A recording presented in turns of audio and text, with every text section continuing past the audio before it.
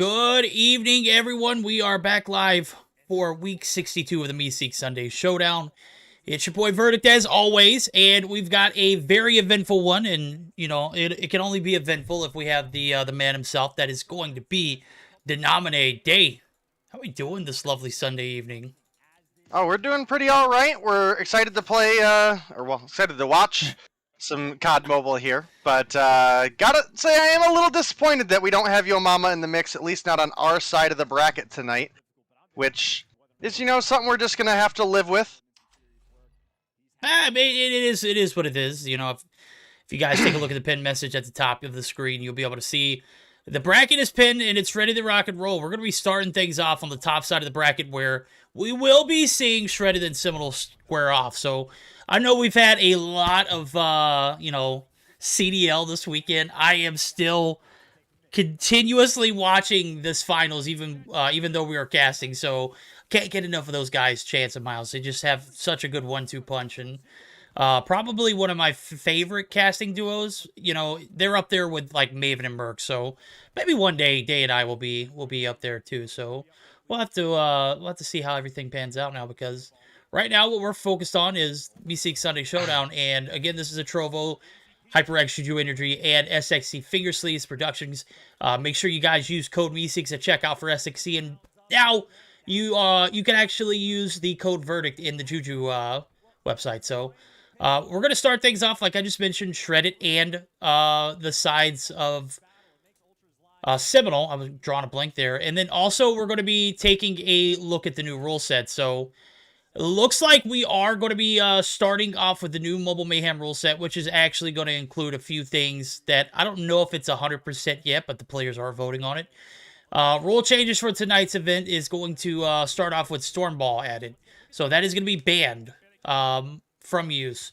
Now, with that Stormball ban, you're also going to get a Hardline, Quick Fix, Alert, Skulker, Gun Disable, Tracker, Alert, all additionally banned. One of the other things that, something key to keep in mind, the Hunter Killer Drone is actually going to be banned as well, too. So, one sniper per respawn only, so we won't see... I don't think we saw too many of those, right? No. Okay. No, we didn't see too many respawn snipers, but, it's just an extra rule now. There we go. And I'm taking a look at it. We don't have the best of 3 ready to rock and roll yet. But from what I'm looking at, it does look like we're going to start things off with a hardpoint raid. So I'm going to get this best of 3 info, or not best of 3, but the side infos to Grim real quick. This should be an exciting week. I know Seminole dropped 2 matches this past week at Mobile Mayhem Day. And I think that right now we're seeing a roster that, based off of what I'm seeing, in the lobby right now, based off what we're seeing right now, I would only assume that they're trying to focus on that Mobile Mayhem roster, because I don't see Tectonic, and we saw Tectonic for the past 2 weeks with his team, right? Yeah, Tech's not competing in Mobile Mayhem, so you're absolutely right. They're going to want to be getting their practice in. And, I think those two games of Mobile Mayhem that they lost is actually really big and exciting for the scene, because I think a lot of people are really... They watch the competitive scene, but they don't understand the competitive scene. And I mean that in the most, respectful way possible, but some people just look at the Seminole roster and they're like, oh, this team's unbeatable. And we had Yo Mama and Goofy Goobers obviously come in and show us that's not the case. So I'm hoping that wakes people up a little bit. Yeah. I think that this team is certainly beatable. We obviously saw, the 2 matches in Mobile Mayhem. But I think where, we saw on Thursday versus what we saw on Tuesday, because I didn't get a chance to see on Tuesday, but what I saw on Thursday in comparison to what may have happened on Tuesday, some much needed rule changes, some much needed balances, for this rule set that and pretty much anybody who casts and or watches competitively and knows a little bit about it, that the quick fix, it had to go, bro. If we're trying to focus a little bit more towards playing in a CDL format, Well, that's the thing, right? Yeah. There was a lot of hypocritical voting that went on early on, and fortunately, this potential additional rule set change does obviously change that quite a bit. So, could see some fun stuff happen here. I'm glad to see Quick Fix out of the mix. If you want me to be honest with you, Quick Fix should have been out of the mix for a while now. So the fact that it finally is really just a good, healthy thing for the competitive scene, in my opinion. Yo, chat wilding tonight. Shut up, Day. Seminole is the best. Yeah, Okay, well, look. We also know chat's attention span on who the best team is lasts for a total of 5 minutes. So Hey, yo, Day chose violence back tonight. I'm digging it, bro. All right, we did see game 1 actually start up, and it didn't actually start up, so we had to bounce back into the lobby. A little bit of no ping, no party scenario, but without further ado, here we go. Game number 1. I'm taking a look at the rosters, and again, the Shredded team, probably one of the better teams in NA, hands down. Top 3. Number 1, if they get their act together. We'll see how they pan out here. I am all for, Seminole being in that top slot, but again, can't take 2 L's back-to-back in the same week, and it be the teams that you beat on a regular basis. Well, it's a one team that you beat on a regular basis. That Yo Mama game 3 was just... I'm going to be honest with you. I don't know what happened for them, for Yo Mama. I think they came out and they swung. They got blessed in a game 2 scenario where Marshy happened to disconnect. And you can't rely on that game 3 scenario to bunker you in for a best of 3 format. Because say Marshy doesn't disconnect, what happens there, right? Well, I mean, that's kind of hard to say, just because you never know what would have happened to those remaining rounds. It's certainly, and I'm not gonna try to hide it or anything, like it certainly was looking like they were coming through with a seminal win there, and obviously Marshy disconnecting was a bigger factor. But at that skill level, how many times have we seen comebacks happen? You know what I mean? So it's hard to say. Well, you know what's not hard to say right now? The rotation over to P2 is going to be favoring the side of Seminole. And you can see it. A majority of that P1 does go in favor of Shredded. They are showing some promise here so far. And as a matter of fact, they look like they might be able to bunker down for these spawn sites. As I'm looking at it, Naz actually going to be coming from the side. And I do see Nezia actually spawn way out in Narnio on P1 site. That's an interesting, thing to see, especially when your team is predominantly on the basketball court side of things. But again, this check down system for spawns, as Shift mentioned, and I spoke to Image about it. It makes sense. So P2 already in. As we can see it, things are getting hot and heavy here in kitchen site. And Shredded not able to get a single point off of this rotation. Maybe one, actually, as I'm looking at it. They have 31 off of that P1, but you can already see it now. They're double down. Rotating over to P3, and this is a money hill if I've ever seen it, Dave.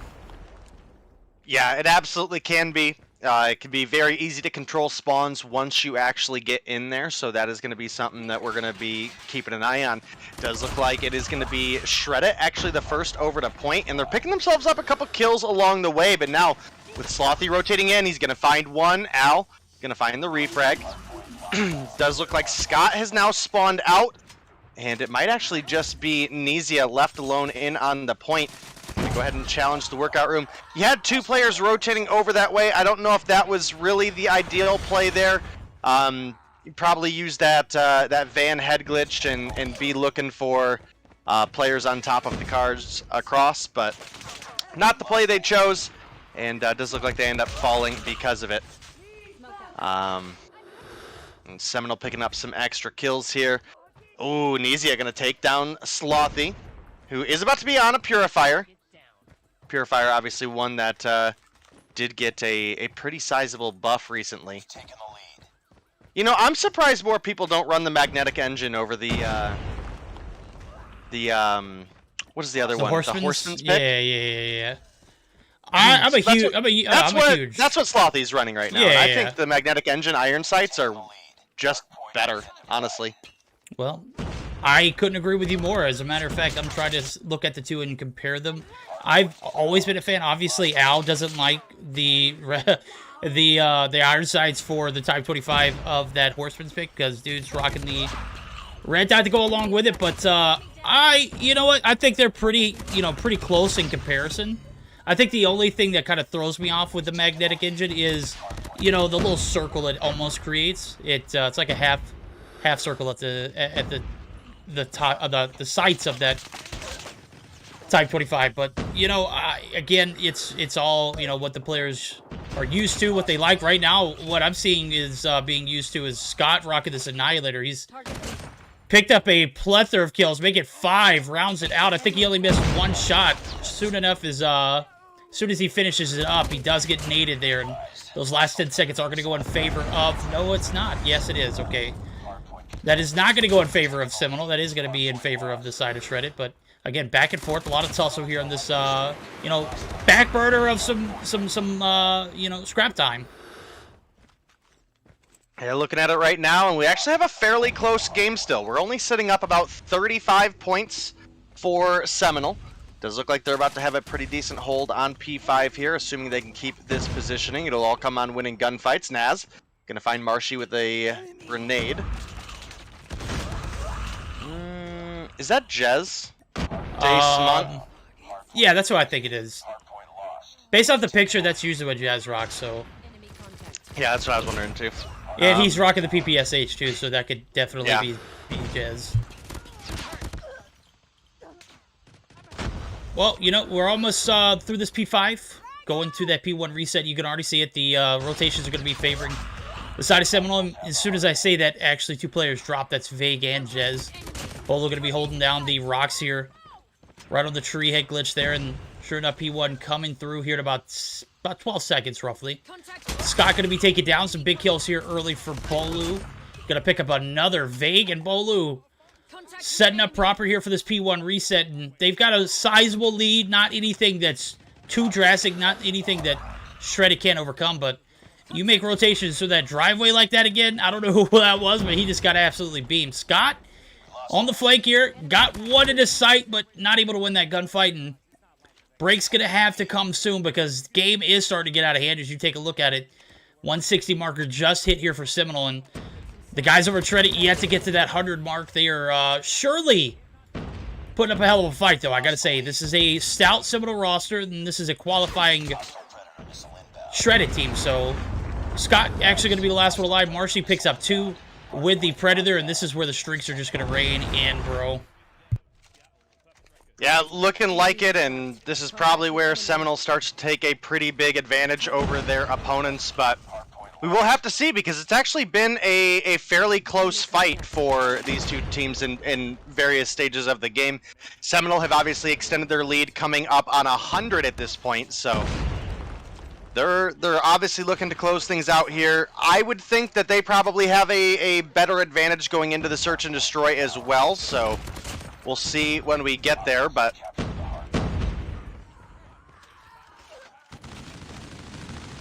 the break is going to come through. Seminole going to be able to maximize a little bit here early on, but Sin's going to pull out the Sparrow.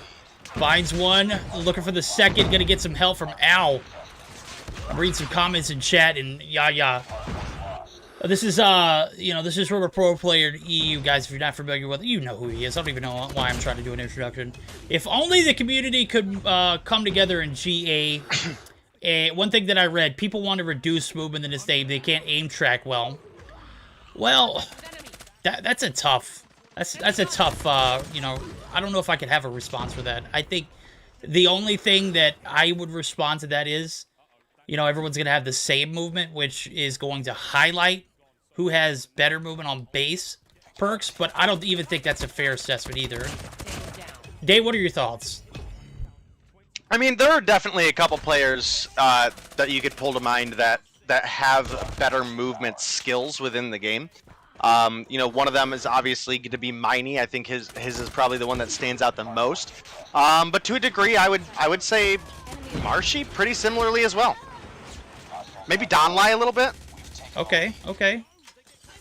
I may, with the right gun in his hand, Grizz, movement's pretty decent. He's got to be able to maneuver with the shotgun. Obviously, we're not using shotguns anymore, so trying to adapt, but right now the adapting is not going to come through here for Shredded. They're going to drop the first game 250 to 100, and this is what we would expect from a Seminole roster who is so stacked. Big frags coming through early on, and you know, a little bit of a P1 blunder on the first time around, but sure enough, they are able to just run the tables off this first matchup. So, taking a look at the post-action report here. Top frag, 31 kills on board for the side of Vague. Goes 31 and 24 with 2 minutes on the hill. Some tremendous stats coming through for this Seminole roster, but obviously, I think the player that we need to focus on right here, it's largely like gapped. And it's not because he only has 8 seconds on the board, but someone who can go 30-11 with a PPSH, just absolutely ridiculous. Just a hell of a game there from Jez. As I'm taking a look at it, just ridiculous. And you know, you're looking at the flip side of things. I think Scott was the only one who was remotely close to being just neutral.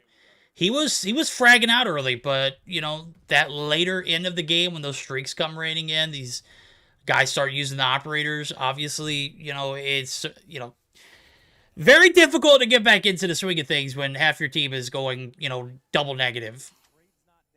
Well, especially in the sense that I think overall PPSH is something I haven't seen as much in the meta as I expect it should. So I'm really interested in looking at the upcoming weeks here and seeing exactly, you know, who all is going to be able to pull that out, because that gun is crazy strong. The fact that we don't see more people using it is honestly more shocking to me than anything else. So we'll see as things continue. Again, that gun, you can obviously tell, is insane. It's Fennec firing rate with like QQ9 recoil. Yeah. And Bison magazine capacity. Yeah, right? I mean, it comes stock with, what, 65? That's +1 from the Bisons. Just ridiculous, bro. I know we were talking about bringing the Bullfrog in last week. I know we were just entertaining chat, but could you imagine having an SMG that has 85 round mag? Just, I mean, and then just on top of that, just laces people, like damage of an AR inside the mobility of an SMG with the capacity with an LGB. I mean, come on now. I mean, I guess I need it in my life now. As I'm taking a look at it, we are going to get geared up for game number 2, and you know, without further ado, we do have the best of 3 graphics for you guys to grab a hold of now. As I'm taking a look at it, so does look like we're going to be moving over to a search and destroy firing range, and I think this is this is obviously where Shredded got to step up, but you know, we've been here all too often. This is first round. We already know what we are expecting to happen.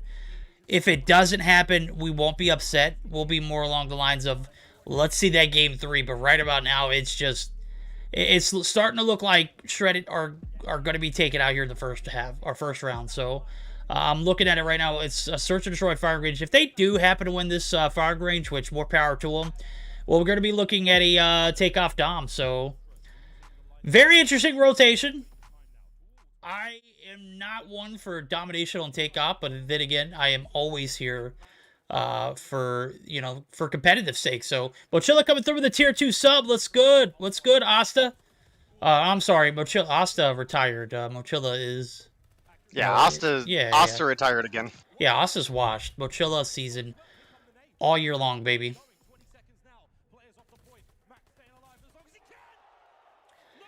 All right, game number 2 right around the corner. I think we missed calm listen-ins, but I'm gonna be honest with you. I think we were just bouncing back and forth about what could and should and what shouldn't and what is right now. I think the competitive scene is making a step forward. I think they are just. I don't know. I think, you know. We were overdue for a step forward, though. Yeah, we were overdue for a step forward. Is it going to have anything, you know, to do with what's going to happen when champs are released? Probably not. Or when the next major's announced? Probably not. You know, we'll probably go back to that rule set, and you know, we're just going to forget all about this. God, hopefully not. 4.5 to 7 weeks that we have ahead of us of this the remainder of this season. So I say 4.5 to 7 weeks because some of these teams won't make it past 4.5, bro. Yo, Seattle is goated, gosh, 100%. I've got it in the background. I'm kind of preoccupied watching it. Dude, they are just so freaking great. They're good on the Search and Destroy. They dropped it. Ultra's probably one of the best S&D teams out there, though. Them and LA Thieves. Have you watched anything of the kickoff day? I had it in the background all of my stream the other day. Well, I'm talking about today. Today I didn't watch any of it. Oh, you're fucking missing out, bro. Excuse my language. Wow. Wow, Chad. Wow. Holy. We're allowed one F-bomb in order for this to be for all viewers. All right, are we going to... There we go. Perfect. Just as soon as I said... Oops, they are... Sim. There we go. Chat, make sure you burn verdict at the stake. You are missing out, my friend. There are some sweaty ass games, and when I say sweaty, I'm talking like mayhem, or I want to say mayhem. Subliners get taken out by Seattle. Seattle looking just so elite right now. Well, you know what? We're gonna jump into it. I just noticed that we were back in the game, so. Yep. Just got back into the game, and we're looking ready to go. Does look like first blood is going to come through as Naz drops. It's going to give that player advantage over to Seminole, but Sins there to quickly come through with the refrag. The bomb has been planted. And survives. I was a little worried he was going to die there. His positioning, he should have died, but... You talking about Sins? Yeah. Yeah, he died. Well, he did now. He should have died right when he got that kill. Prize fighters coming through for Vague. Looking to box out one player that's left, and that's Unravel. And Unravel able to get the clean shot there, but you can see the positioning. 2 players left alive. Bolo's one of them. He's got a sniper in hand, and sure enough, the ninja himself, Jez, man who had 30 and 11 in game number 1, comes through, gets the free kill there, and we've got a 1-0 lead in favor of Seminole now.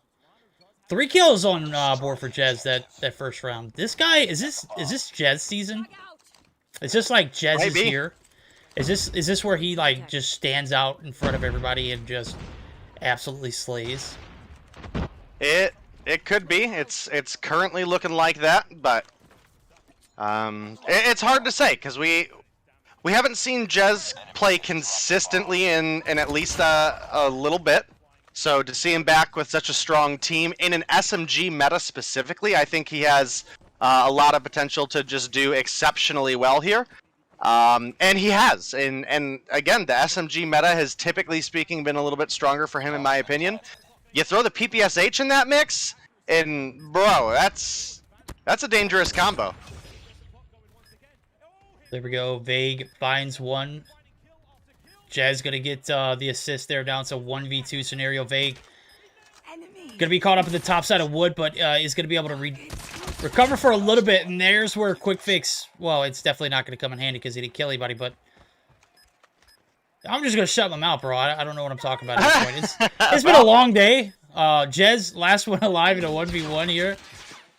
Nez looking for the contest here, gets behind this bomb. Hecklich, oh, bold push. Does he get it off? Nope. Jez, 200 IQ, comes through, contest absolutely beautifully. And that's going to be another round in favor of the side of Seminole now as we're getting geared up for this third round. And it is looking largely, favoring the side of Seminole. So this is what we would expect. If Shreddit were somehow able to pull off the miracle in the comeback, I'd be all on board for a game 3. But let's just be honest. Jez finds another one right there. Marcia gets a nade shot there on Sins. And you can't help but think, man, even if they do get this game 3 for Shreddit, do they even want it? Because this is such a stout Seminole roster.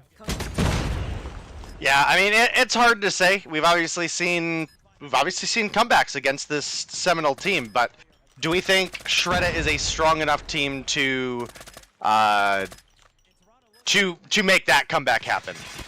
That's the real question. I don't foresee many people getting that kind of extra grace of Marshy disconnecting.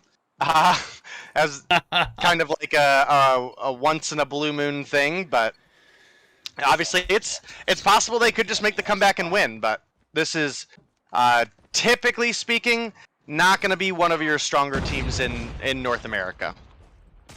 Well, I think with Unravel in the roster here on Sundays, it definitely, opens up a little bit of, of competition for them to get in. Oh my God! What? Oh, gets another. As soon as I mention Unravel, man pops off and drops 2.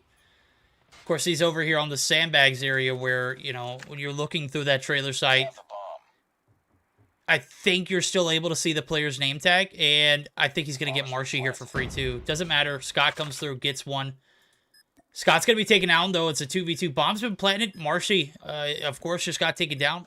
Slothy, who is sitting on a fat old goose egg, finds 1, catches 2.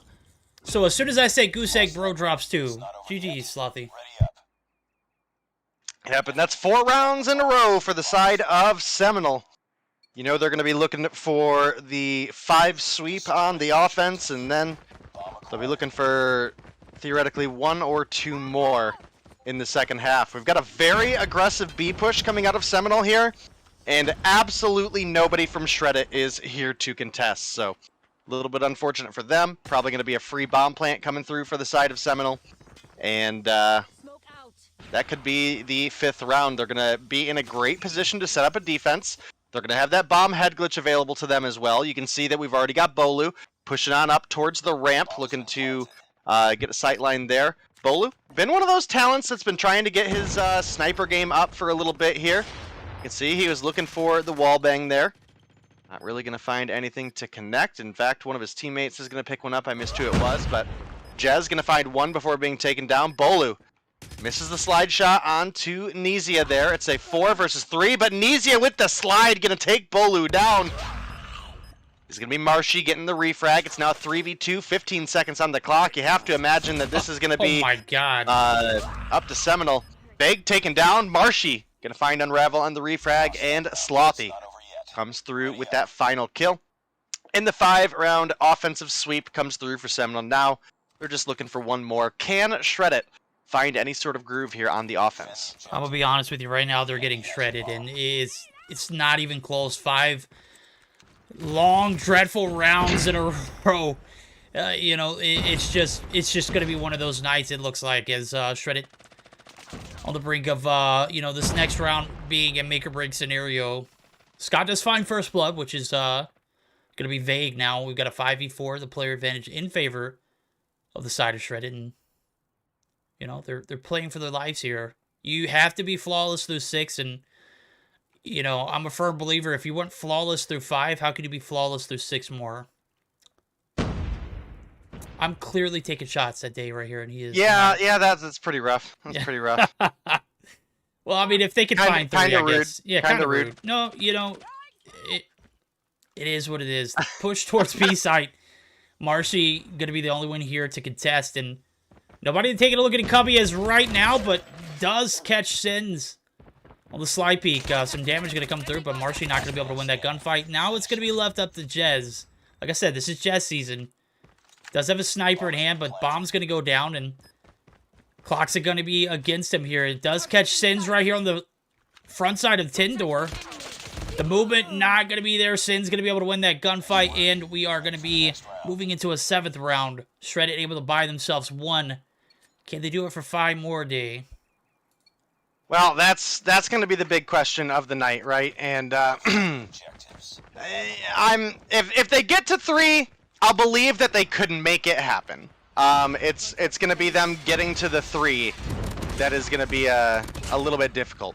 Well, you know what? Yeah. That's tough. Unravel and Naz going to be the last 2 alive, as you could see. Just 2 OP. Slothy finds 1 more.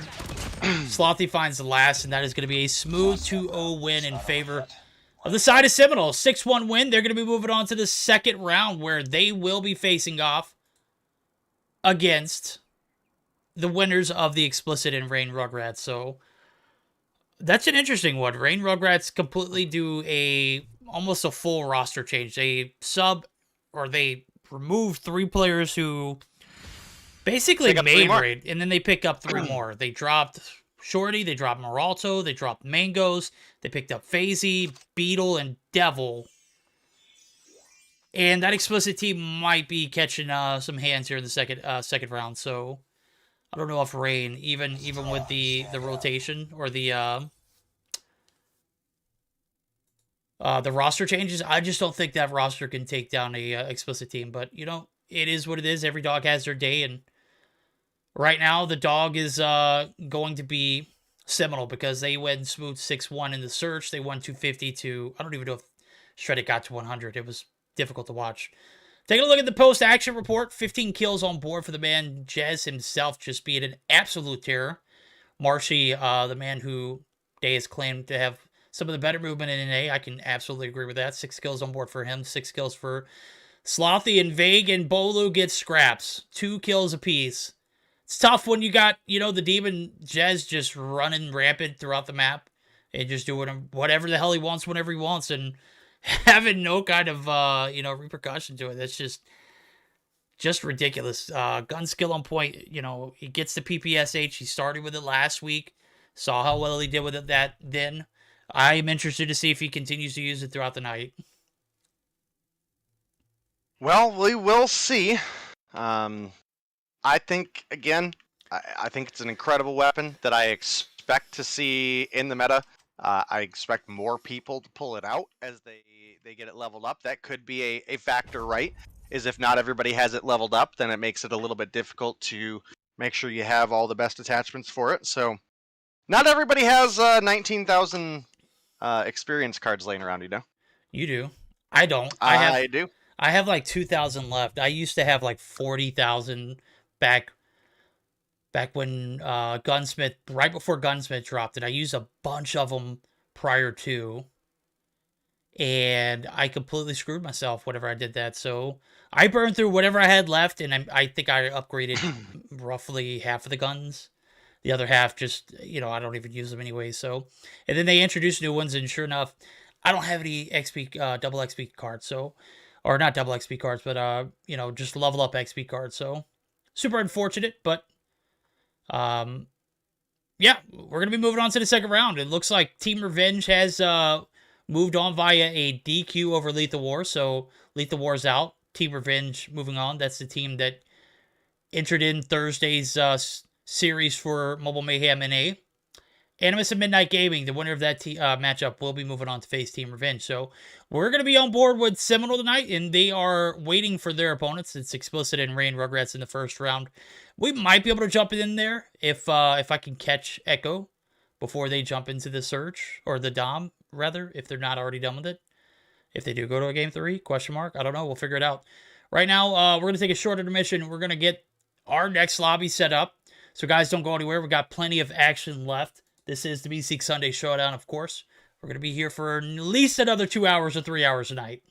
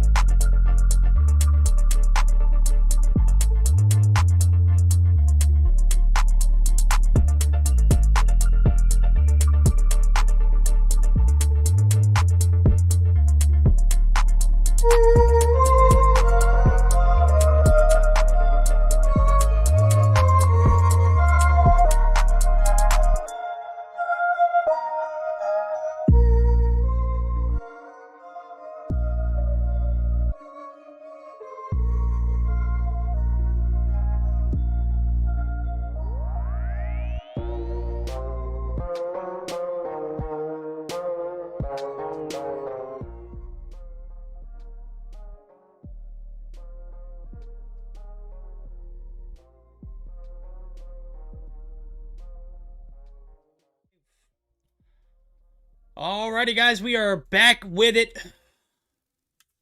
Round 2 of the Meseeks Sunday Showdown, Explicit and Seminole. We've got them all in the lobby. We've got a best of 3 ready to rock and roll.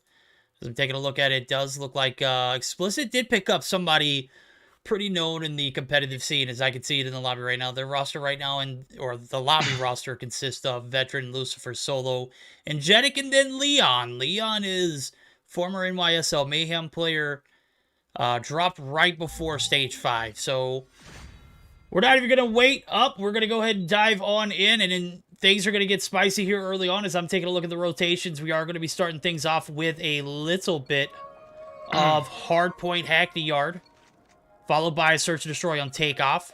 Raid Domination for game number 3. And Day, this is a roster. No ping, no party, bro. Yeah, there we go. What you know about it? What you know about that? It's almost as big of a movement as Stay Devious. Close. Close. Close. Nope. Not quite. Close. Close.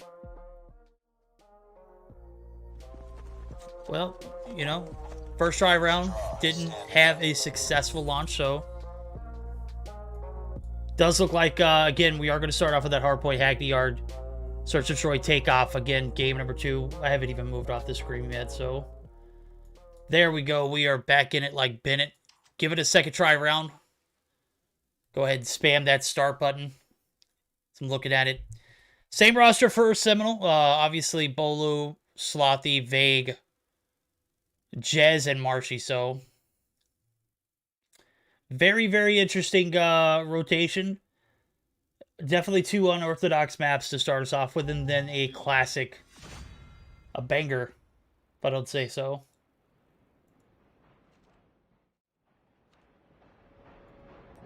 All right, game number 1. As we promised, Hardpoint Hack the Yard. You see it. I don't see a single Bobby skin in the mix. Very unfortunate. Toxic. Toxic. How are you guys not going to support the codfather of the NA competitive scene? Right? Disappointing. Disappointing. But this is another one of those matchups where I think realistically Explicit has a chance to compete with Seminole, right? I don't know if I necessarily want to say as much of a chance as a Yo Mama or Goofy Goobers, but this team definitely has a lot of potential. There's just a couple players I'm specifically going to be looking at to see if they've continued to step up this season. Veteran, once upon a time, was like one of my more favorited players to watch. Fallen off a little bit. Still very, very good, but just, in my opinion, not as explosive as he once upon a time was. Lucifer, we've definitely seen improve from season to season. Ingenic, we've absolutely seen improve season to season. And Leon, I kind of go back and forth on. I want to believe he's here to compete, and we know Solo is, so definitely a lot of potential here, but it's not going to be easy. Certainly not. Not with the advantage going in favor.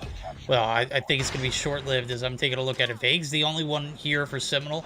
They didn't get anything in comparison close to Explicit off of that P1 rotation, and now we're seeing tire shops somehow being handled. I did see Bolu actually pop in, so there was a little bit of help on the objective. A little bit of support here for Vague. Seminole being able to put some points on board, and Lucifer right here to contest. Solo doing a little bit of demon work, going to be taken down. Vague going to be able to stay alive, and the contest was very, very close.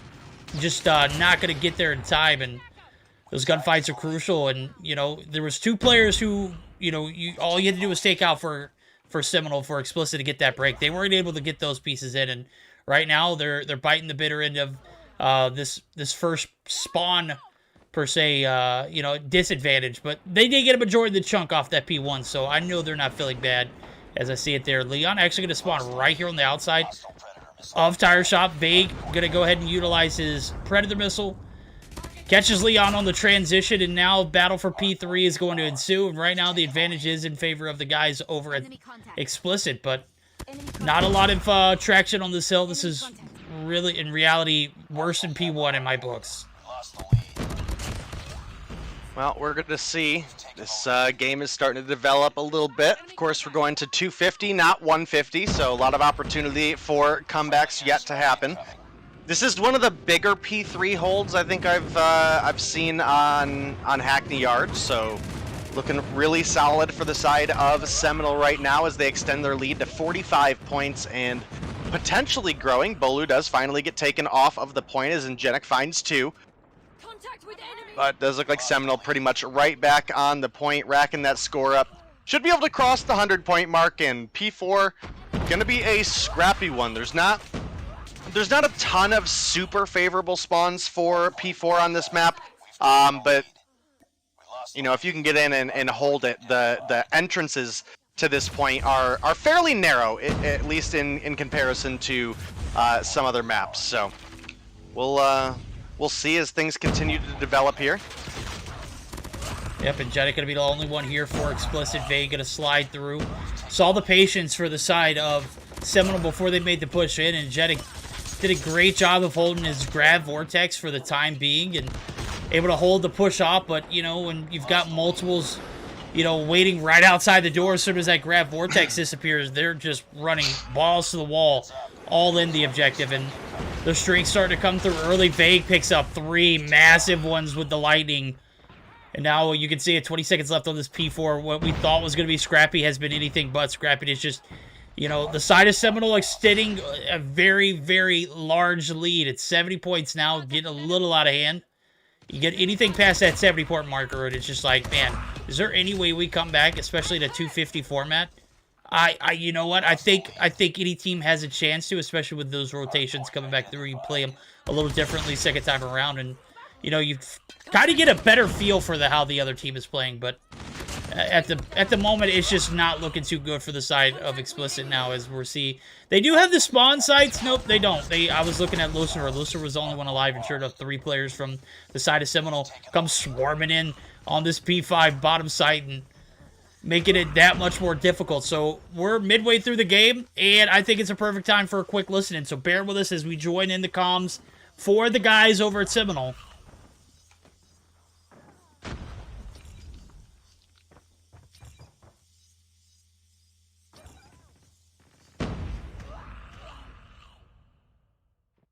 Scratch that. I was looking for Seminole, and they are not in the VCs for us, so disregard the listen in.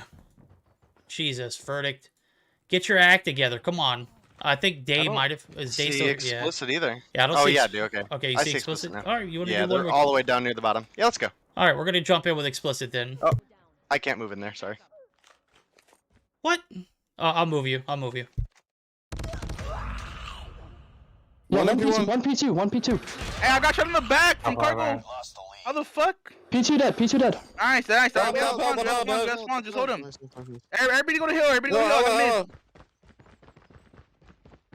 I got mid. Two. One mid. Fuck, I grenade it. Yo, anchor swans as well. There's one. Oh my god. Police car. Sweat hospitals. Yo, grab's gun on bottom health side. These barrels, bottom hill barrels. We gotta go low, we gotta skip once. Bottom hill, what's up? Hey, one pushing me. Bottom hill dead. Left side. On you. Behind you, Solo. Yeah, he's fucking on this dump wall. Old.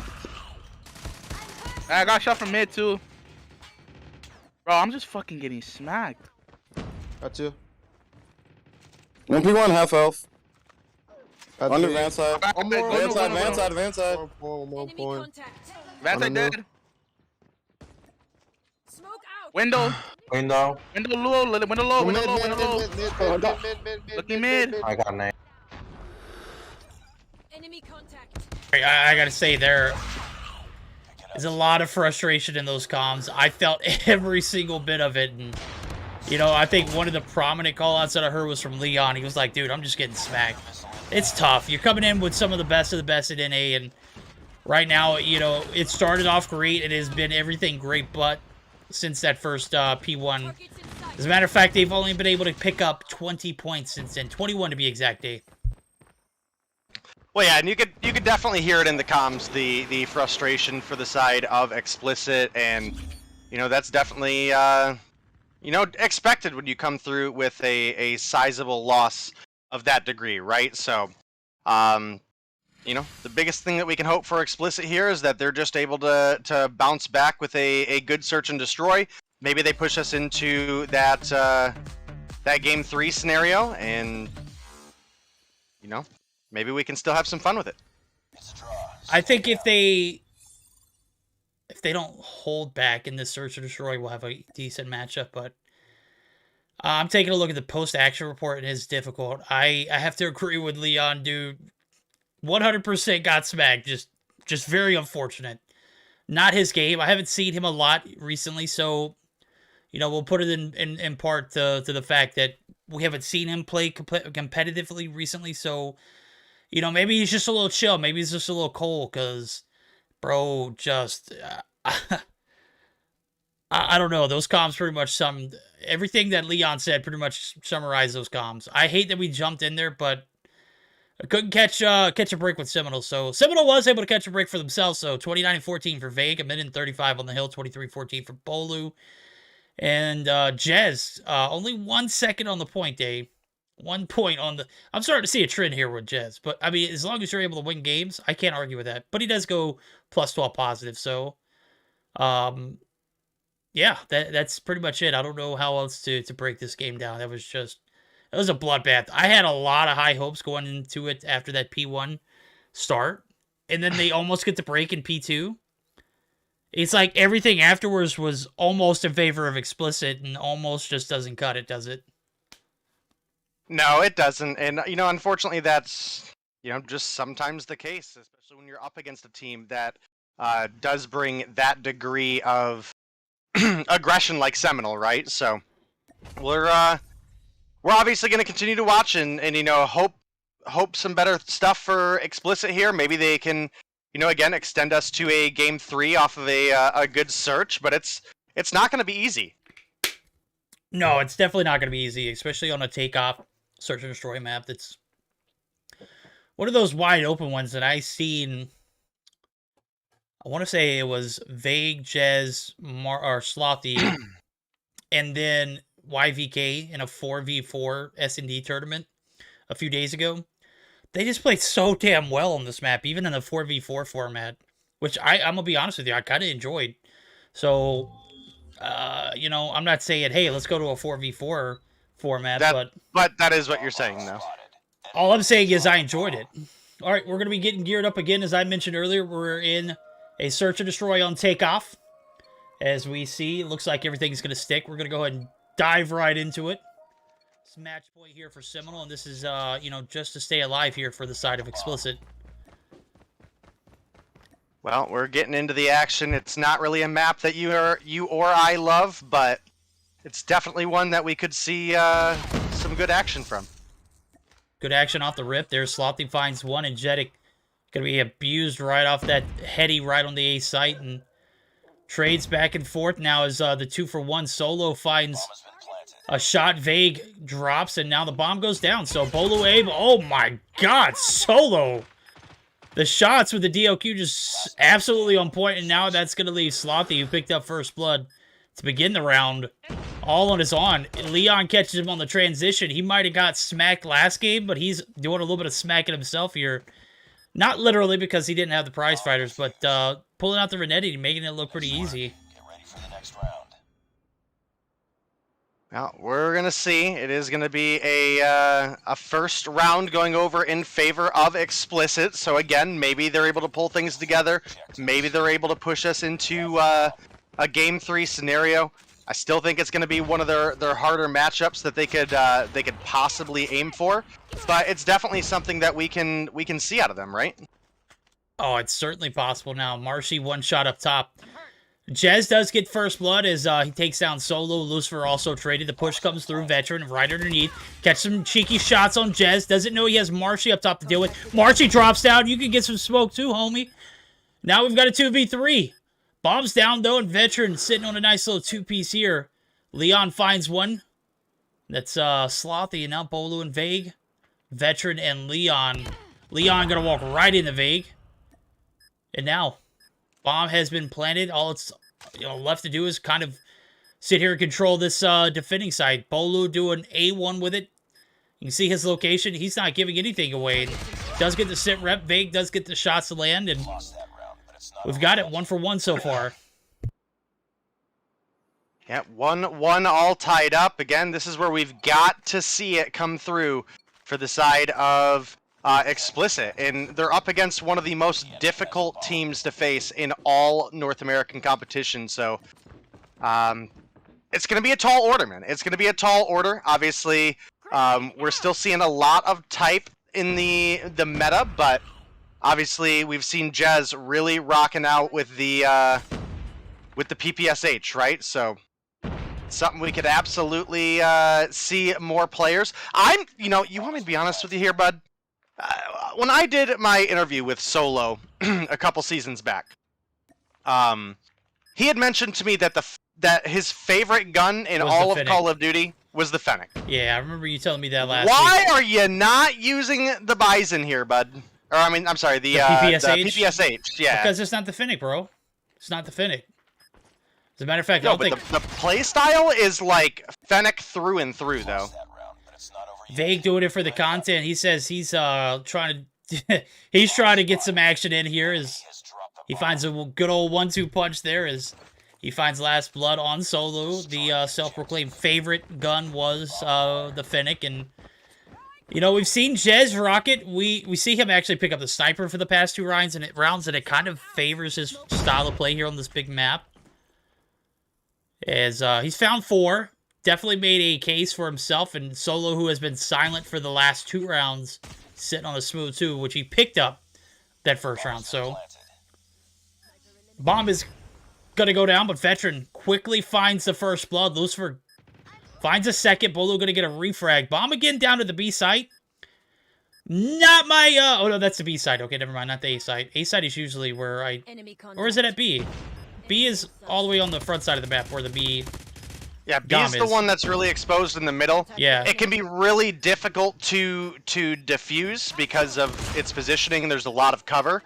But in that same sense, it can be very difficult to plant because there's a lot of cover, Look at Veteran, smooth criminal. Oh my goodness. Oh Gets my the goodness. smoke down, 2 Sloppy. members of Seminole alive and just absolutely comes through with the ninja. Well, he catches off guard. I gotta say, the comms had to been, absolutely flawless for him to get that defuse.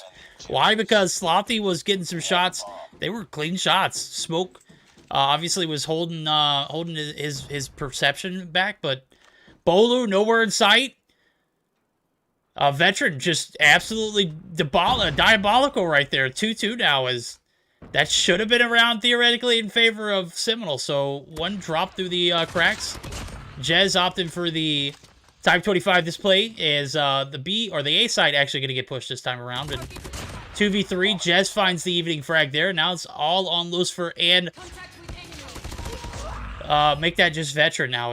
Oh my god, Jez is 1 shot, dude. Oh, Veteran, you could have breathed on him and he would have died. Enemy contact. Well, sometimes that's just the case, and in an incredibly close search and destroy, we do have Seminole taking the 3-2 lead in the first half, but now it is going to be the turn for offense, switching on over to the side of Explicit. They'll have a little bit more available to them as far as dictating the pace of the game goes. They can, really decide where they want to send versus Seminole. They've obviously got at least 2 objectives to be on the look for. Solo does come through with 1 on 2. Slothy takes him down. That is going to give his team an advantage, but can they capitalize on it? You can see Vague now starting to push up to the door here. Is he going to find a kill? No, he's going to get taken down by Veteran. But it is going to be Jez coming through with the refrag. Actually rocking the DLQ right now.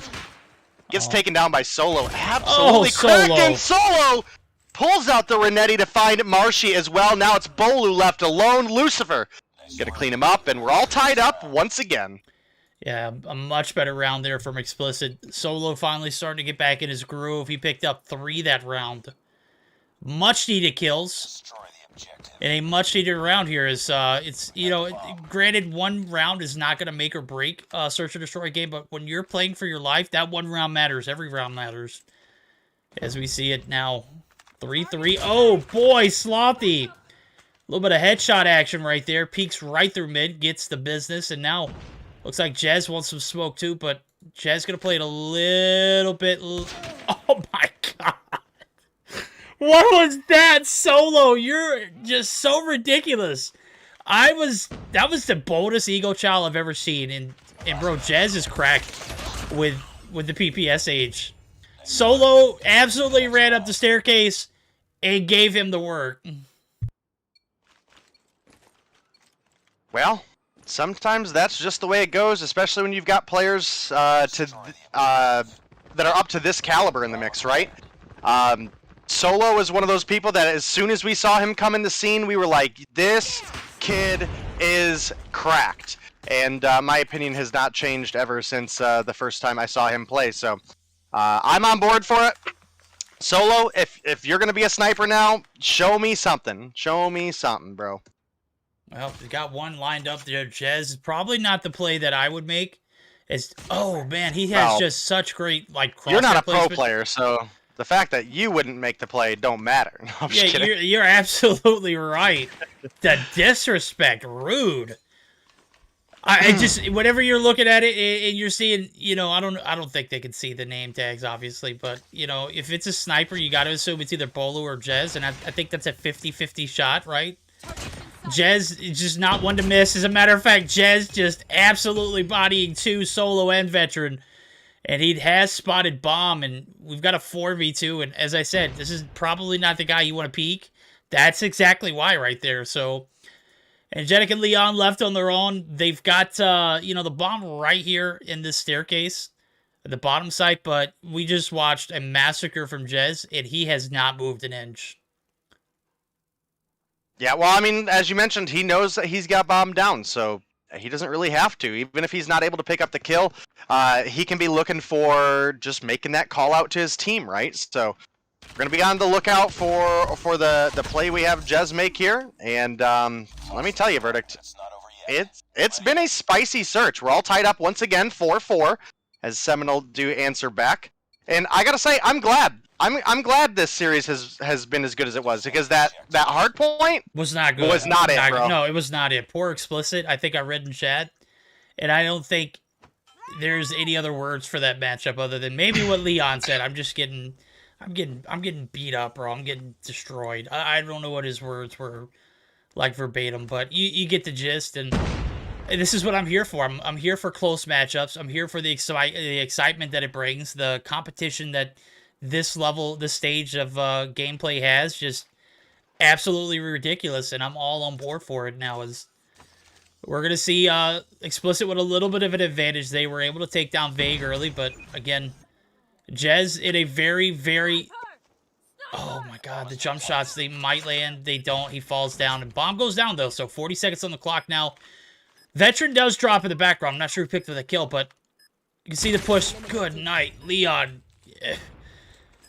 Just gets shot from oblivion right there. I don't know. When I'm talking about talent and sniping abilities, my guy Jez just, I don't know, it just hits different.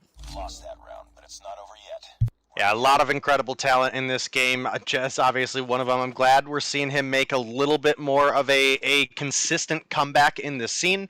Obviously, you know, for a while there, age was a factor, and that's why we didn't really see him playing as much. So I'm here for it. I'm absolutely here for it. He's a very, very exciting player to watch, and with as strong as a team that they have, I definitely expect big things from them this year. But one of the big questions to me, I don't know if they're all 18 or if they're getting by on the 17 plus, which obviously is fine for the competitions going on today. But man, what if we get to a champs setup and 18 plus is a thing? You know, how many players are going to be 18 plus? How many players are going to be affected by that? Could be a big thing. Certainly question. Slothy actually going to be last one alive. Bomb does go down at B. I don't think Slothy knows it, but Leon was right around the corner. Leon knows that he gives the call-outs. Maybe he didn't give the call-outs. I don't know what he saw, but surely he was peeking around this corner and knew Slothy was in the area, I don't think he saw him because dude is still waiting for him to come out here. He was kind of like me earlier today when I was playing with Ronan, and we were looking for one guy in Warzone, and I spent all of 2 minutes looking for them, and as soon as I turned around, they shot me out of nowhere. Just ridiculous timing. I mean, that sounds like Warzone, though. Yeah, that's pretty much Warzone. Bomb is going to be defused. Nope. Veteran there shuts it down. And we're going to a round 11. This is a spicy search and destroy. Credits to Shredded. They came through, put up as much of a fight as they could, but this is not a Shredded and Seminole matchup. This is an explicit and Seminole matchup in the second round that is making for a Game 3 opportunity. And based off of what we've seen so far, explicit have what it takes to take it that distance, but it's all going to come down to this round. It's got to happen here. You got to be on your P's and Q's, and Lucifer pushes through mid, is going to be taken down instantly. Solo gets the trade. 1 for 1, no harm, no foul. Bomb is still in the hands of Vague. Targets in sight. Slothy going to be contested. Slothy wins those. Targets in sight. Oh, good shots from Slothy and Marshy. Going to be able to team shot as the call-outs come through. That is exactly what you expect. And now it's a 2v4, and, you know, the fate of this explicit roster is lying in the hands of Egetic, who's sitting on a whopping 2 kills, and Solo, who has, for the most part, balled out. 12 kills on board. Mans is slaying out. Vague actually going to try and stick this bomb plant. He has a lot of support from Marshall on the front side, holding the push off. They have 100% idea of where they're at. This is not looking good for Egetic or Solo. No, not at all. And this one is, I gotta say, probably over in 2-0 fashion. But big shout out to the boys over at Explicit, who again I think we were pretty much at the point of counting out, and they were able to bring things back and at least make things look exciting for the search. So that's the kind of action that we love to see, especially being able to keep up that positivity and keep up the effort after such a one-sided hardpoint, if we're going to be honest here. You know what, guys? As great of a series as that was, I think the next one's actually going to be topping it by a mile. It's not even going to be close. I just took a look at the bracket, and guess who has clean swept everyone they played so far? Probably Goofy Goobers or Yo Mama. Animus. Animus. Oh, Animus is playing this week. I didn't Seminole even... in a semifinals best of 5 format, guys. This is supposed to be a Mobile Mayhem exhibition matchup, and here we are getting a little bit of a dose of it here in the Meseeks Sunday Showdown. So take a look at the post Mayhem report before we wrap up and move on to that semifinals of the top side of the bracket. 12 kills on board for Solo. Dude was a demon.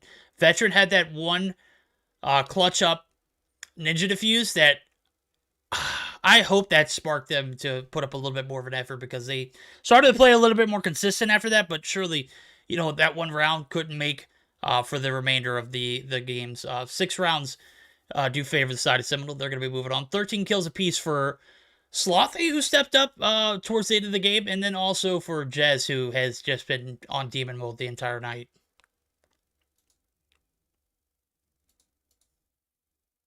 Yeah, definitely some solid games. I fully expect the next one, as you mentioned, to be even better.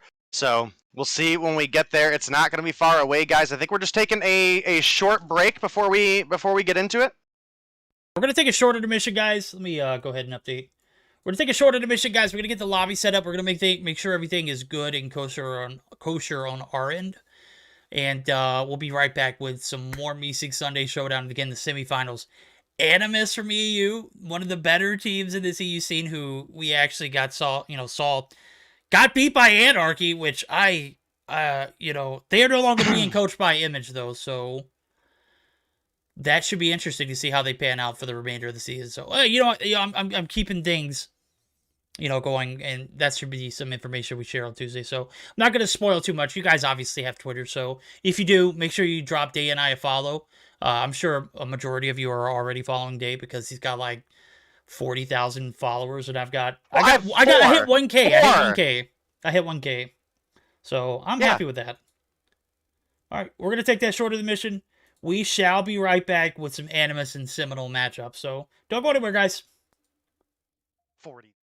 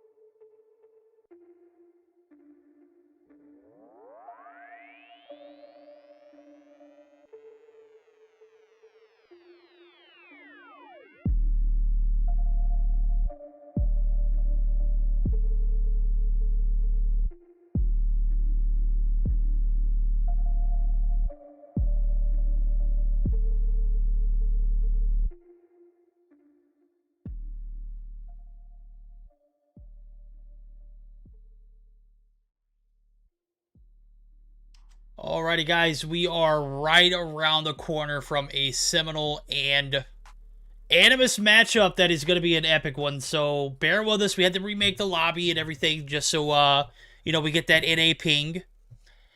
We all know. Move up a spot, huh? What's that? I'm sitting there just on Seminoles team. I was like, I should probably move up a spot. I mean, they're not going to ban you, right?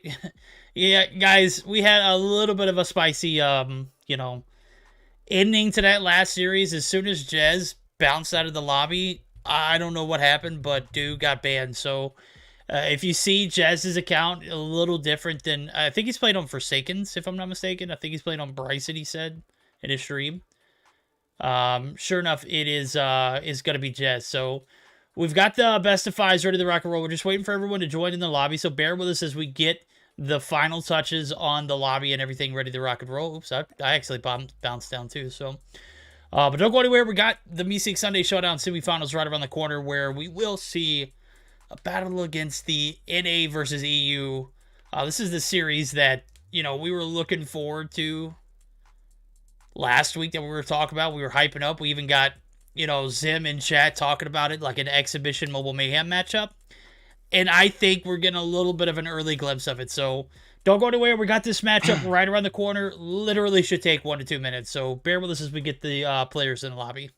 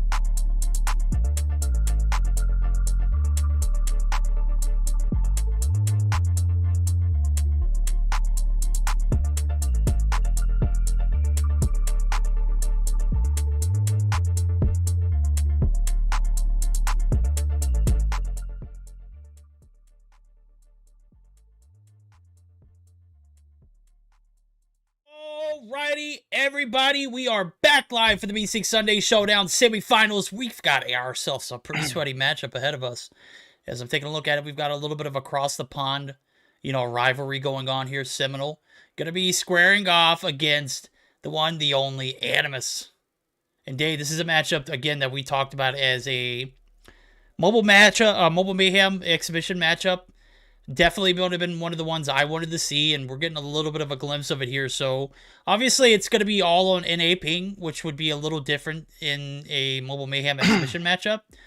But certainly should deliver some great results now. As I'm taking a look at it, no way we're starting a 4v5.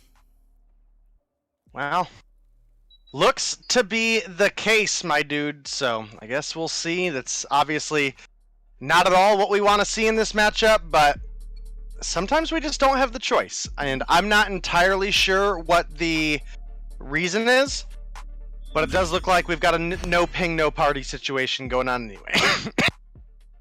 Well, looks like we are going to bounce out of the first lobby, as we see it here. Best of 5 is going to start us off on a hardpoint crossfire.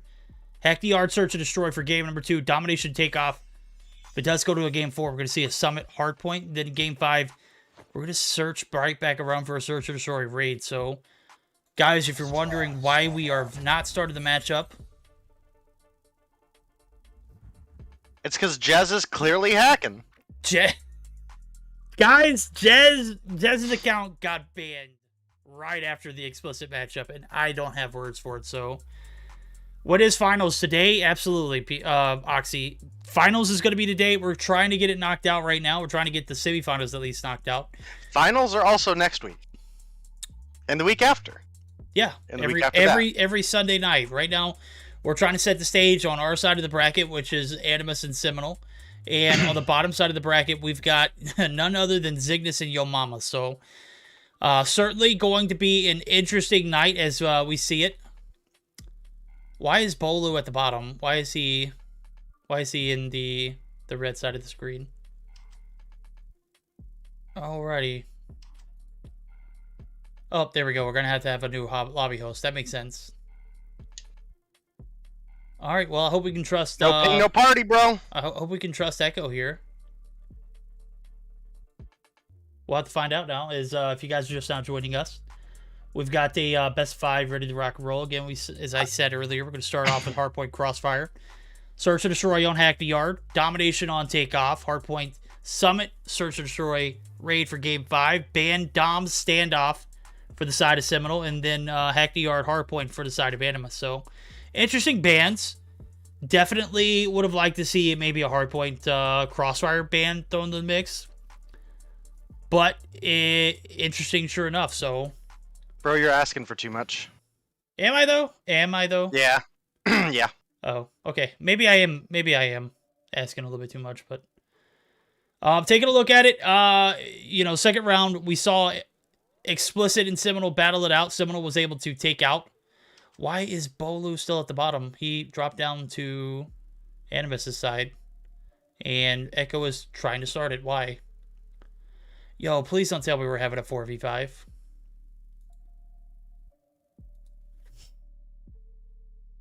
It's not up to you to judge a verdict. Some teams have roster problems, okay? It's late in Europe.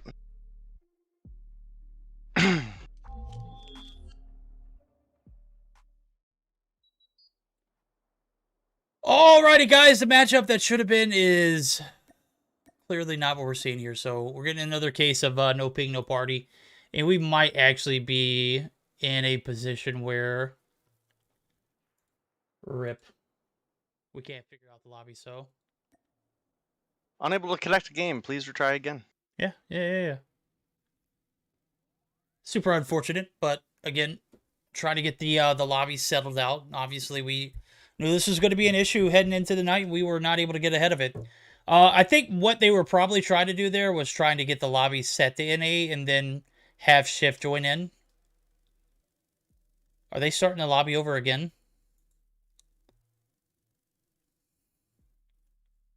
I'm gonna be honest with you. I don't know how half of getting the lobbies together works anyway, so I'm not gonna pretend to. Well, it looks like we're going to be restarting the lobby yet again. So, guys, we are going to be trying to get this situation figured out. And when we do, we will go back into the action. So, we'll see how it pans out. This obviously is taking a little bit longer than... You know what? You already know what's going on. You guys know we can't get the lobby situated. And we're trying to fix that. So, bear with us as we do. As soon as we do, we will jump right back into the action. So, guys, don't go anywhere. We shall return.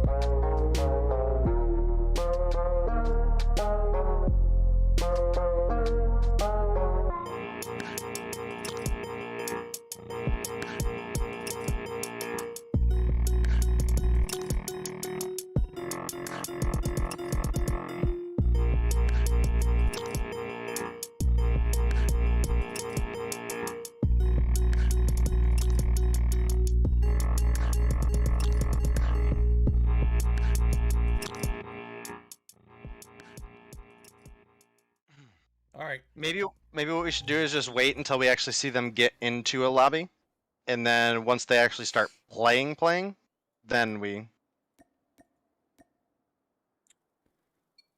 Well, Because we're just gonna be jumping back and forth if we, I don't know what you mean. So wait until they get a game, and actually start playing the game, to go live. We're already live. Oh. Yeah. Hi guys. Hi chat. Hold on, chat. We were trying to go back live, and obviously it's getting a little late for me. I have been kicked out of the lobby. Peanut Peterson. Thank you, sir. All right, well, sheesh. COD Mobile, can we just select our own servers for private games? Rip, rip, rip. Please and thank you. You have the technology available. It's available in the tournament client.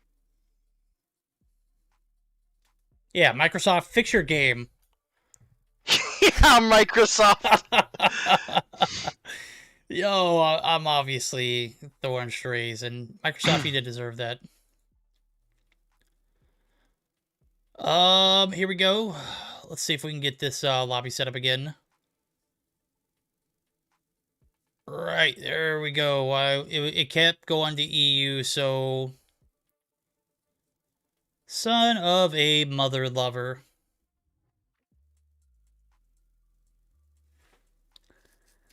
Alright, bear with us as we get everything together.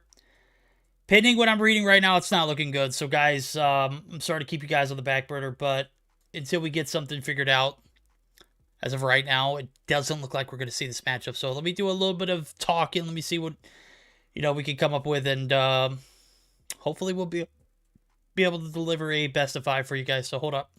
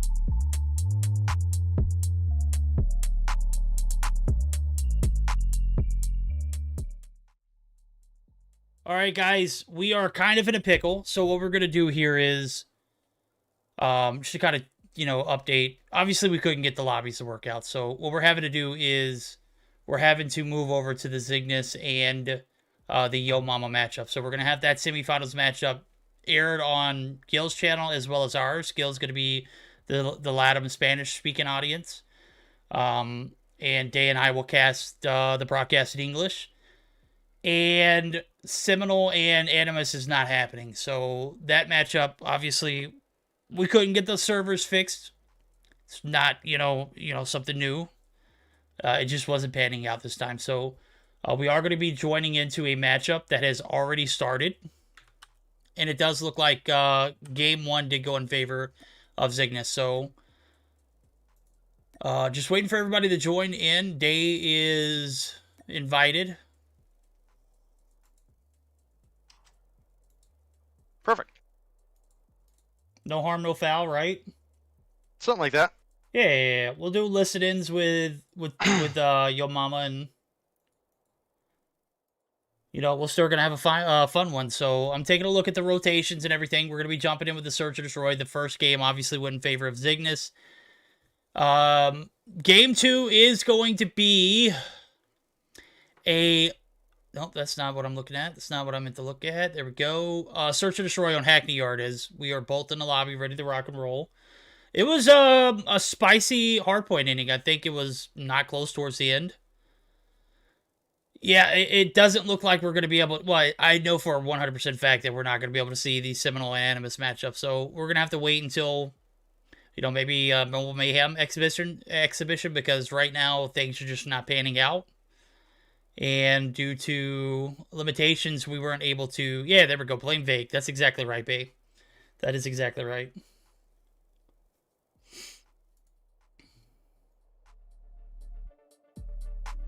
Well, I know one thing. I may not be excited because we aren't going to be seeing the Seminole and Animus matchup, but I'm pretty excited to see Cygnus and Yo Mama square off, Day.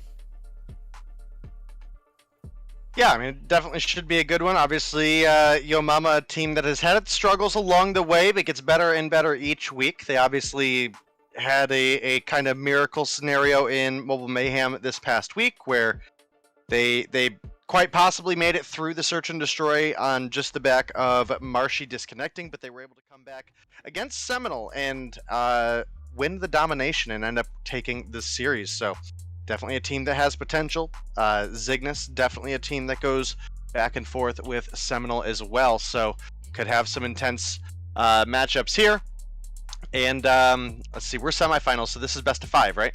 Yep, it is, as we're jumping into the Surge and Destroy on Hackney Yard. I'm taking a look at the rotations. We've got Dom Raid right around the corner for Game 3, which is guaranteed. Pending Yo Mama doesn't take one game, that'll be it. But if they do, we'll see a hardpoint firing range. And if they happen to take 2 games, we will be seeing that Search and Destroy standoff. So it looks like everyone's readied up in the lobby with the exception of Space and Rabalo.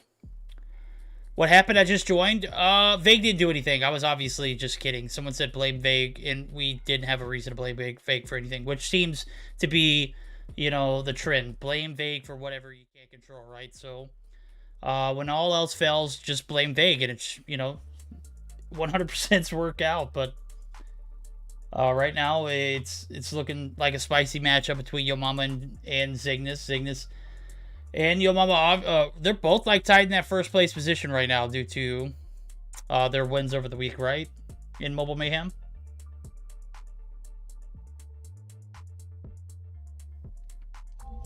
Something like that. We'll see. All right, game number 2. 1-0 lead in favor of the side of Cygnus. And we are right back in it like Bennett. Huge shout out. CDL finals went through. It was a 3-1 win for Ultra. And Seattle Surge have such a promising future on this Vanguard game. This game just... I mean, it has a lot of bugs, but, I still feel like that roster is pretty sick. What game doesn't? Yeah, what game doesn't have bugs like, Vanguard? Vanguard is buggy as hell. 2-for-1 trade's going to come through. Make it 2 for 2 now. Make it 3 for 2 as Mini Flow actually going to be able to take down 2 for themselves. Raballo there on the revenge frag. Now, what about a minute and a half left on the clock? We've got half the lobby gone. Why does everybody look like they're moving in slow-mo right now? Sometimes it does that at the beginning of a lobby. I mean, I was spectating Raballo, and it looked like Envoy was, like, moving in just absolutely slow. Well, seems to be working fine for me right now. Meanwhile, it's Space and Space against Envoy and Zai for this search and destroy round. Yeah, it's doing weird stuff for me too. You're not alone, bud. I don't think it's so much the game as so much it's the lobby or what perks these guys are using. Obviously, we saw a few bans come through. A few changes. Tectonic says he felt that. He knows what I'm talking about. I mean, you saw it. Looks like they're moving in slow-mo. Is it because of the perks?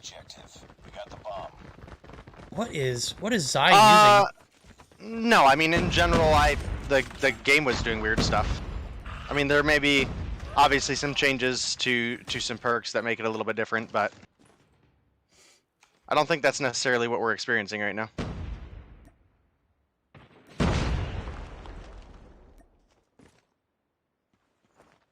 Well, 2-for-2 trades come through, and it does leave Zai, Mini, and Envoy for the Zygnus side of things. Space actually spots Mini, but Mini going to be able to bounce away with their lives. Teabag taking some shots here on the A side. Nobody at home here now, as you can see it push over towards that B side. Envoy looking to get this bomb down.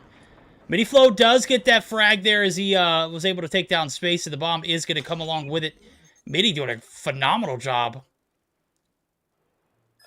Oh, and unable to get, oh, okay. Well, Mini Flow does get taken down. Wally, they're on the trades, and now we're going to see the push up towards this B-side. Bomb has been planted. Zai, you can't reach out that. Wally, you bold son of a gun. Leaves it a 1v1 situation where Envoy going to catch him up top. Maybe my FOV? I don't think FOV has a factor in. Let's take a look at it. My game was actually like moving in slow-mo, so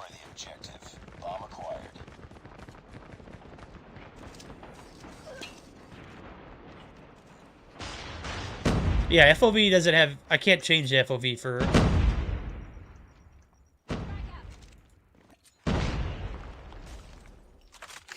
Interesting. Since it's in a event, they prefer it to be in a ping since there's only EU ping being selected. 701 from a DQ.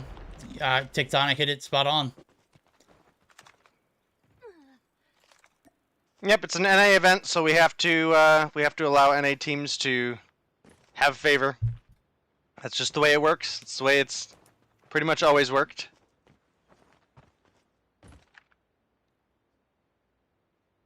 Well, right now it's a 2-0 working in favor of the side of Cygnus, and Nero finds one, but Raballo just gets caught standing flat-footed on the top side of this building.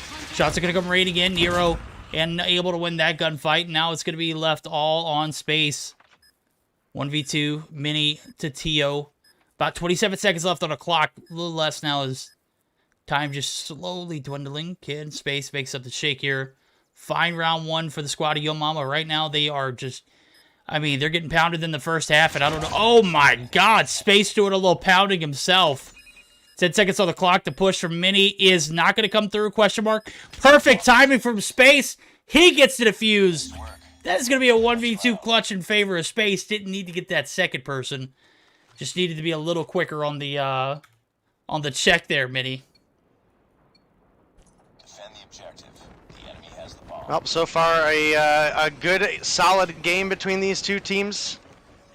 And we're hoping it continues to be good, because these are two very, very high-skilled teams. And I don't want to see this one over in 3 verdict. I want to see this one go the distance. I want to see that long, grueling Game 5 win for one of these guys. I don't care who goes on to the finals. That doesn't bother me none. I want to see us get to that Game 5. I want to see... the more action we have for you guys, the better. Well, right now all the action's here on this A side, as you can see it. Envoy gonna find one. Tio right here. Wally is right next to Tio, and I don't think he knows it. Finally spectates, or finally spots him. Bro, I'm just like at a loss for words right here. I have no idea what's going on in this game. Like, I saw Wally's point of view. He had a clear shot on Tectonic, or not Tectonic. I was looking at chat. I saw Tectonic. Yo, if Wally had a clear shot on Tectonic right there, then he's clearly hacking. Yo, If you got a clear shot on someone not in the game, come on now. yeah, dude, fix your game, Microsoft. Come on. Where's that ricochet? That Yeah, ricochet. because that works. Yeah, because that works. Oh my goodness. Teabag literally- yeah. Go Literally ahead. watching people live stream hacks. What are you talking about? Yeah, you're right. Hey, dude, have you seen the flying cars yet? Those things are pretty badass. I haven't seen it yet, and I don't want to see it. But I'm gonna be honest with you. You just want me to hurt, okay? But that's neither here nor there, as we're getting deeper into the action, and it is right now Zygnus with a at least sizable lead. They're up 3-1, but it does look like we at least have Yo Mama bouncing back with a second round win here, presumably. But it is going to be Mini coming through with an extra kill onto Space, going to bring things to a 3 versus 2, and that could be a little unfortunate for the side of Yo Mama if they keep getting picked off. Yeah, picking them off one by one, and some much-needed rounds here for the side of Yo Mama, because right now they're down 3-1. We saw the 1-2 Ninja Defuse come through. Mini gonna go ahead and reach out there. Does get the kill after Raballo catches sights on Zai, and now it's Mini Flow, Nero, and Wally. Bombs down. Wally is half health.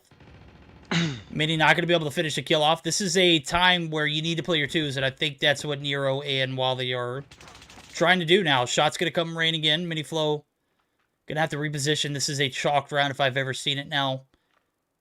Going to need a miracle. Wally going to be the first one. Bold challenge. Wins that one. Had Nero there to clean up, but Next round. Need backup. here we are. 2-3. Sides flip. A little bit more stability for your mom, because right now, first few rounds just didn't look like they were all collectively there. Yeah, I mean, you're absolutely right, and even that last round was looking pretty rough for a minute, so we'll have to see how they're able to pull through together here. You can see Mini is pushing up, going to get a free kill onto Deannabella, aka Teabag. Now pushing onto Space. Space going to miss a crucial shot, and that's going to be Mini picking up 2. Tio finds 2 as well. I missed who got the 5th, but Zygnus lead at 4-2 in the series.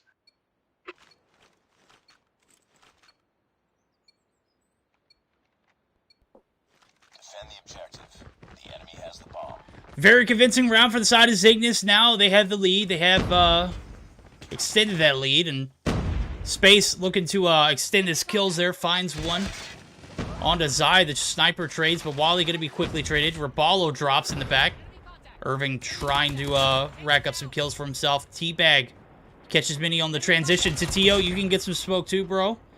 It's smoke for days now. 3v2 favor inside of Yo Mama, and maybe a round for them. Yes, absolutely, unless Envoy can godlike clutch. And, you know, with Quick Fix being banned, I don't think that's an option anymore in Search and Destroy. I think if you get shots on players, and I think that's why we're seeing a little bit more of a hesitant movement rather than, you know, that crisp balls to the wall movement that we're used to seeing from these teams. They're starting to, like, really fall back more. They're not playing as aggressive as normal. I say that, and we see a lot of pushing into the opposing team's spawn initially, but it's a little bit more reserved gameplay than normal. Yeah, you're absolutely right, and that is at least a little bit to be expected. Again, especially in this matchup and with Quick Fix ban, which, again, I think is something that should have been banned for a long time, so I'm glad to see the competitive scene at making that jump. You do have to be a little bit more cautious when pushing multiple gunfights, right? If you take a couple bullets from your first foe that you're against, and there's another, man, you're probably dipping back a little bit because you're not going to have that health regeneration that you once upon a time had. 40 seconds up the clock now, 3v2. Wally Space, Nero. Looking to secure the site, and you can see the push coming through. Zai down low. Mini pushes up top. Mini got a decent positioning here, but Space right there, predicting every move. One player left to deal with. Zai, the sniper, 3 kills on board for himself. What the hell was that, Space? Did he hit that, or did I just miss that?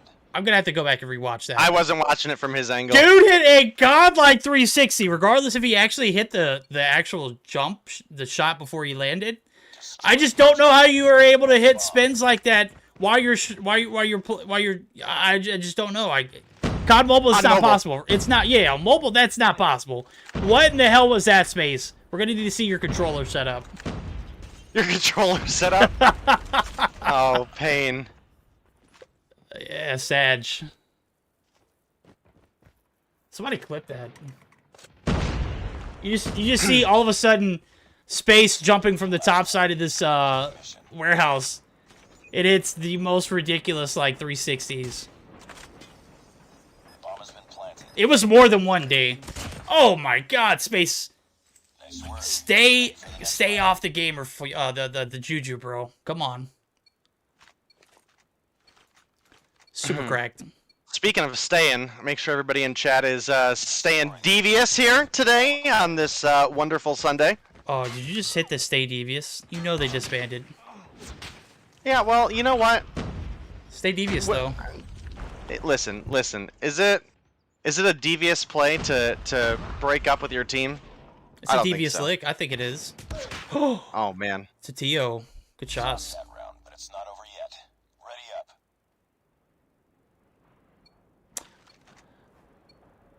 All right, well, here we go. 5-5, round 11. I have completely lost track of the game. We are just too much back and forth, and maybe a little bit of downtime tonight did us no justice. So, Wally, First Blood, Nero quickly trades. Zai for Wally. Wally for Zai. Nero takes another, but Nero drops Space. Gets a redemption, though. It's a 3-2. Make it a 2-2 now. Make it a 2-1. Teabag. Oh my goodness. Absolutely correct. And now, 1v2, bombs down. Tatia going to be able to snag it up and going to go ahead and secure this bomb plant now over at the A site. The bomb has been You see Teabag looking for the trades there. He does get it. The body shots to come along with it. We are all tied up in the series 1-1. Yeah, this is a round going over to the side of Yo Mama. They're going to go ahead and pick up the win. It was a long, hard fought. Went all the way into round 11. Obviously, we got a little bit distracted there for a minute, guys. But what a game between these two teams. And that does at least guarantee us that game 4. So I think that's pretty huge for this matchup. Again, this is one that I just absolutely could not see over in 3. And sure enough, it does look like we're going to get that game 4 at least. So huge shout out to Yo Mama. Huge shout out to Zygnus for coming through and putting on such a good show so far. Not often we get to a round 11 search, but when we do, it's pretty awesome.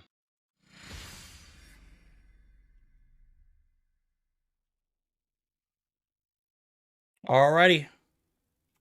You want to squaring things up nice and even like. Search and destroy got. Oh, yeah. Ghosts encouragements. What a bloody fight. Reminds me of Rot. Here. Have double weapon and character XP for the next 30 minutes to strengthen you up. Don't waste this. Thank you, sir. Thank you, Ghost. Absolutely legend. Absolutely a legendary there. 10 kills on board for Space. The 360 god himself. Teabag coming through with 11. Miniflow on the flip side of things. Big carry. 14 kills on board. Who is Miniflow, chat? Day, who is Miniflow? I don't know. I was hoping you knew. No, I was hoping you would tell me. You're the Uber, like the big Zygnus fan, right? Yeah, but I mean, I can't keep up with all the name changes. It's just. It's just. I just looked at Discord. It's just 100%. So, Mr. O. Mr. Yeah, O. Mr. O. Yeah. What the hell? The name changes. All right. We're going to get geared up. Game 3, as I mentioned earlier, as I was taking a look at the rotations, domination on raid. And here we are. Tied up 1-1. Can we go into an intense domination like we just saw that round 11? That got a little spicy. As a matter of fact, you could see the tension building up. Teabag and Space just let I don't know whose body it was, the corpse. Was it Titio's? Poor Titio, he does not deserve that. All right? 100% did not deserve that. Those body shots from the prized fighters and the body shots from the gun, just absolutely uncalled for. I'm here for the competitive side of things. 10 for Space, 11 for Teabag is pretty hard numbers to argue with. And What? for the last game? Yeah, dude, we already talked about that. We're talking about the body shots afterwards. Come on. I know. All I said is that it's pretty hard to argue with. Titio didn't deserve that. Free Titio. Come on, guys. We'll allow it. No, these guys are moving in slow-mo, bro. I'm sorry. Maybe it's a little bit... The client does this at the beginning of the game sometimes. No. Not like this, dude. I haven't seen this all night. Yeah, switch perspectives. I And then have. switch back. Massive feed in favor of Zygnus. They are going to be able to possibly get a little bit of progress. Oh, they get the whole thing. They get the whole bit right there. Full team push. -1. That was Envoy, who's kind of holding this lane through mid. Shots come raining in. He's going to have to fall back and recover. I think the day of 40 kills is out the window. I don't think we see that anymore with Quick Fix out the door. I think Probably we see less. much less. Much less. And as a matter of fact, it's going to make very, very difficult transition getting these breaks too. So We lost the lead. right now we're going to see Teabag with a little bit of creativity. Looking for this A-side cap. Just going to draw the attention. You can see Nero looking to make this ringside push. There we go. They're spread thin. 2 players left over here on the backside. Zai. And what appears to be Miniflow, a.k.a. Mr. O. Bravo's going to be pushed. That's going to be Wally on the objective. Zai gets taken down. Push is going to be halted about halfway through. And Contact with enemy. here we go.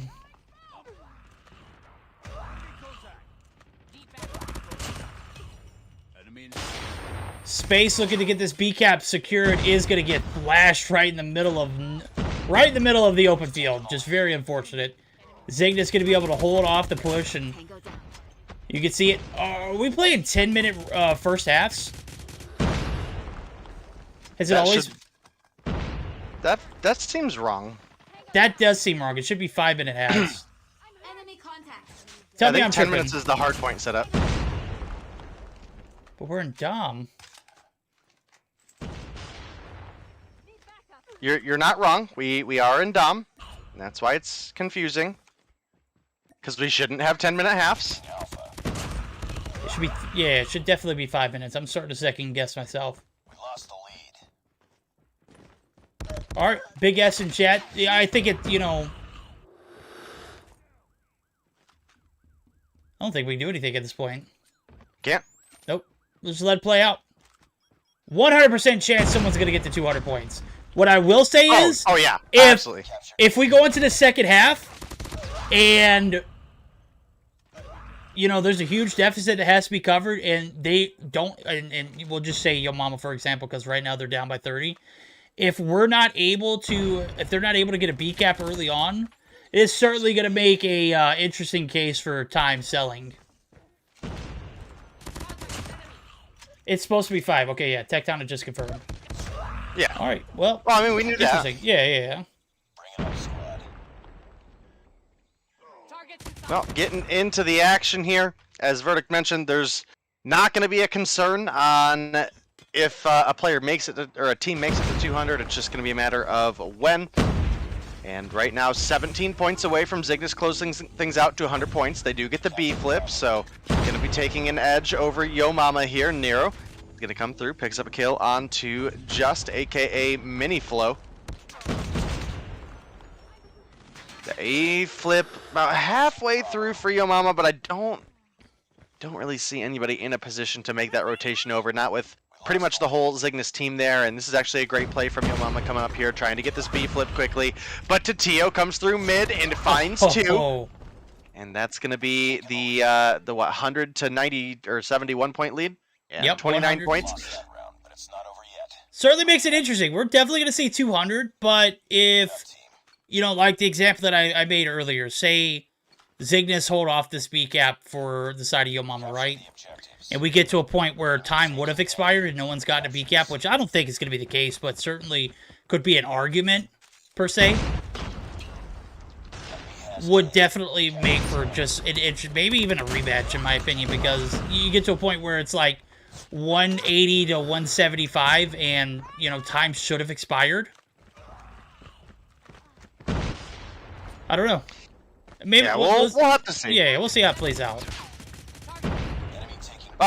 We'll definitely keep an eye on when the timer hits 5 minutes. If a team hasn't won, we'll look and see who is ahead at that time. And if it's a factor, then it's a factor. If not, then we'll see. But right now, it is about a 30-point lead for the side of Zygnus. Nero pushing up is going to find one onto Zai. Envoy able to get a refrag, taking down Wally, however. Equalizer's out and just gonna knock Nero off. That's a big play for Zygnus, and they are filling up the feed. Zolf, not devious enough to stay in this lobby, takes off. How dare you violate mans like that? Okay, I'm thinking.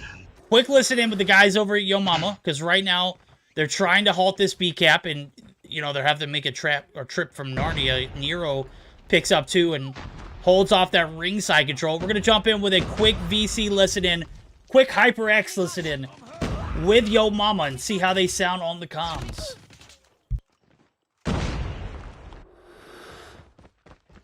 You're going to have to manhandle me into the channel. Got you, homie. Not yet. Have some discipline. Just have some discipline. Take the long rotation. Black van, head glitch. Black van dead. I gotta heal. Just play numbers and laundry. Trust. Black van, nice. Blue van. I'm putting you pushing me. Blue van's low. Absolute blue van. Out of ring. Blue van's dead. Out of ring. He's out of ring. Take the long rotation again. Don't go middle. Trust me. Two pillars. Next wave we can go see. If we don't get ring control, we can go see. One of them black van. I'm breaking an annihilator. Black van. It's okay. One black van, be careful.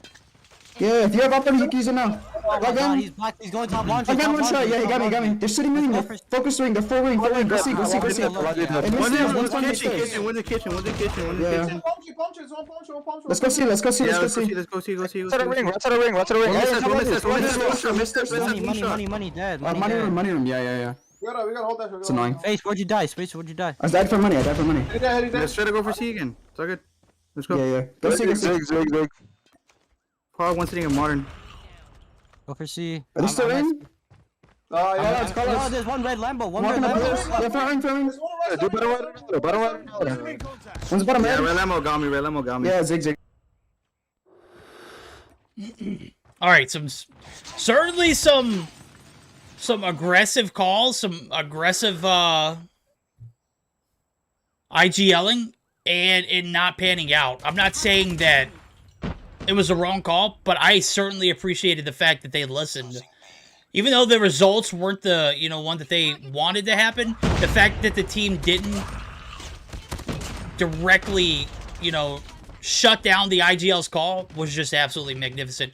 Right now, it's going to be a learning experience because you're looking at it right now. It's 180 to 123.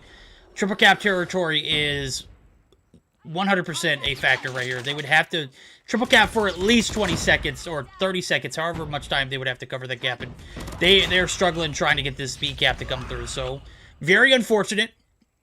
But, again, a lot of potential here for this Yo Mama squad. Yeah, you're absolutely right, and Zygnus are going to take the 2-1 lead in the series off this match. Time not going to be a factor. It was a commanding second half for the side of Zygnus, and, that is going to give them the edge going on into our, next hardpoint, which they won the first hardpoint. We didn't get to see it here on this channel, but definitely some info that we got before we jumped on into the matchup. Yep, I don't think time was a factor. Obviously, it was something that was called out early in the game. I don't know if it threw the players' gameplay off, but, even with what we just saw the second half, ending well before that 5-minute timer ending, or getting to that 5-minute ticker, Sure enough, it was all Cygnus in the feed, all Cygnus in the second half. First half was predominantly Cygnus. And it is showing right here, a 2-1 lead as they were able to take the advantage. And right now, we're looking at a longer game. What could have been a longer game? No one even remotely near 40 kills in a Dom hardpoint, or Dom hardpoint, Dom raid. So, yeah, let me get this graphic off the screen for you guys. Well, Sorry. I would say we saw less 40 bombs in Dom and more in hardpoint, just because the spawns are a little bit more dynamic, is probably the nicest way to put it. But we will definitely see as we get into this next hardpoint if we have anybody approaching those numbers, and you know, all through the next week as well. I definitely think that'll diminish a little bit with the quick fix removal, but definitely still possible. Definitely still possible, especially if you're able to get some streaks on the board. And yeah, I'm excited for this season. I'm big excited for this season. Well, players voted, and we added the new rule set that, or the amending rule set that banned a few items, and this is the product of the players' votes. Right now, we're going to be sitting in a hardpoint firing range, looking at a decisive match point here in favor of Cygnus, if they can close it out here. I'm begging for a game 5 at this point. Search or Destroy standoff will be the deciding factor if we do go the distance, but it's got to start here. It's got to start with Yo Mama putting up a stellar hardpoint game. As I was looking at it earlier, I was checking Gil's stream. It was like a 250 to 130, 140, something like that. I'm not 100% sure what Yo Mama was able to put on board for that. But yeah, dude, I was, you know, glad to see them win the Search and Destroy. That domination was pretty brutal.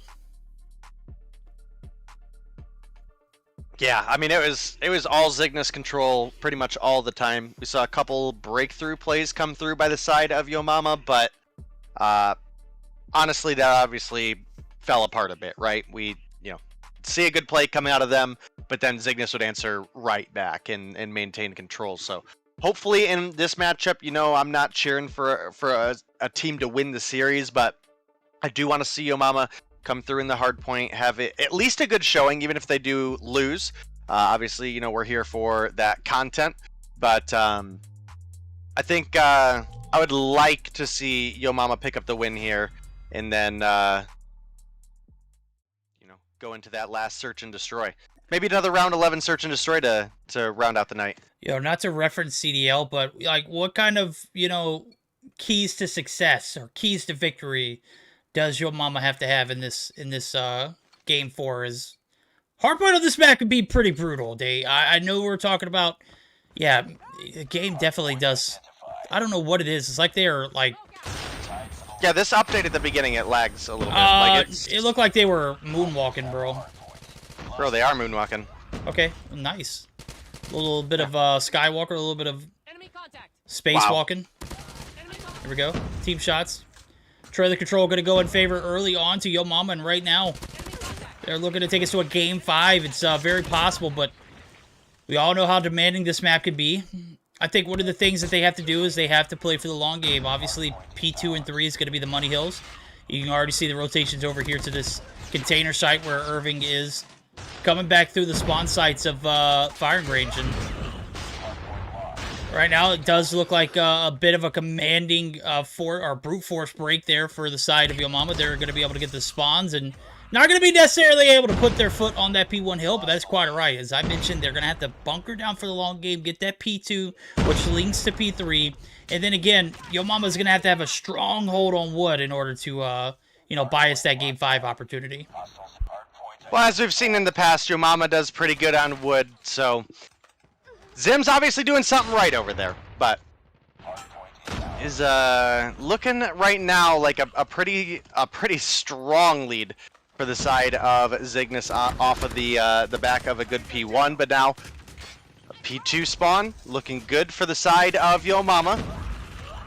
It's gonna take a lot of effort to keep it up, but yeah, I think Yo Mama's got this. I think Yo Mama's got this too, and the later in the night it goes, you know, we've all seen tendencies from Yo Mama to kind of just like fold and tap out. And right now, I think we're getting the best of her. It's certainly making for a great case.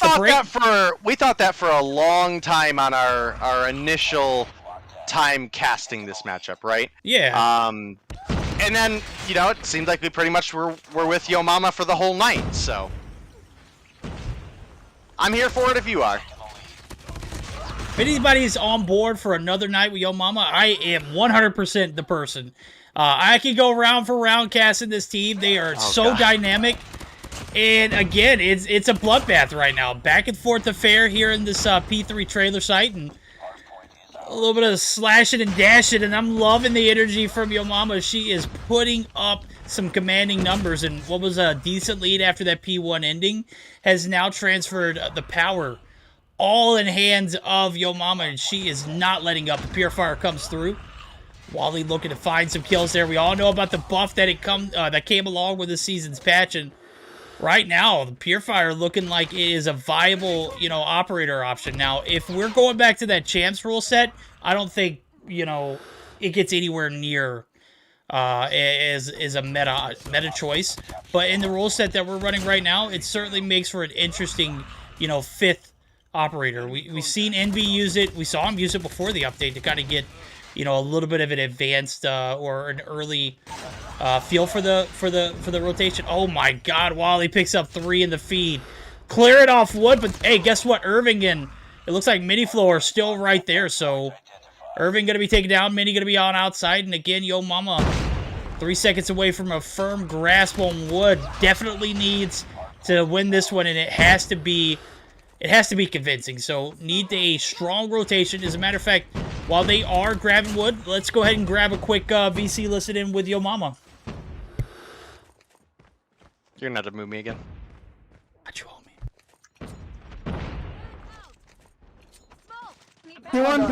P1, 3P1. All low. That's it. Yeah, y'all good. We're gonna spawn down. Yeah, spawn out jungle. Yeah, spawn out They're jungle. spawning A. We're gonna spawn barrels. They're spawning barrels. Trust. Yo, mid. Nice. One bottom, one Just kill him shot. down. He's on the stairs. Nice, we got a bathroom swing. We're gonna He's spawn dead. down. Oh, shit. I'm looking jungle. Mid, I got it. 1P1 trailer. 1P1. They're still rotating. I'm just wait jungle. I'm going in long. Trailer. Come in. One for trailer. Yeah, middle, front hill, dude. Dead. Mid truck dead. Wally, I'm with you. He's trailer. He's not watching. He's secure right here. No, I got peek off the mid. I got peek. Yeah, y'all good. Bells. One shot. He's one shot C-Dom. He's going towards bottom 10. They're trying to play trailer. He's outside the oil. I'm lagging. Yeah, make sure the server. It's the server. It's the server. Put 10. C-Dom lit. One more C-Dom. Let's go to tunnel. Barrels one shot. Swing on.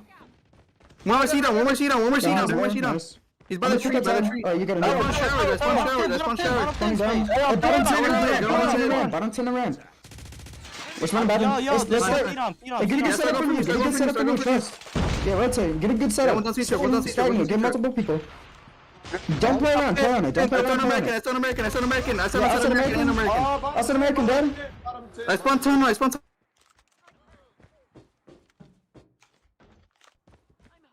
All right, this is certainly making for an interesting matchup. I am just absolutely on board with the comms. Just so fierce.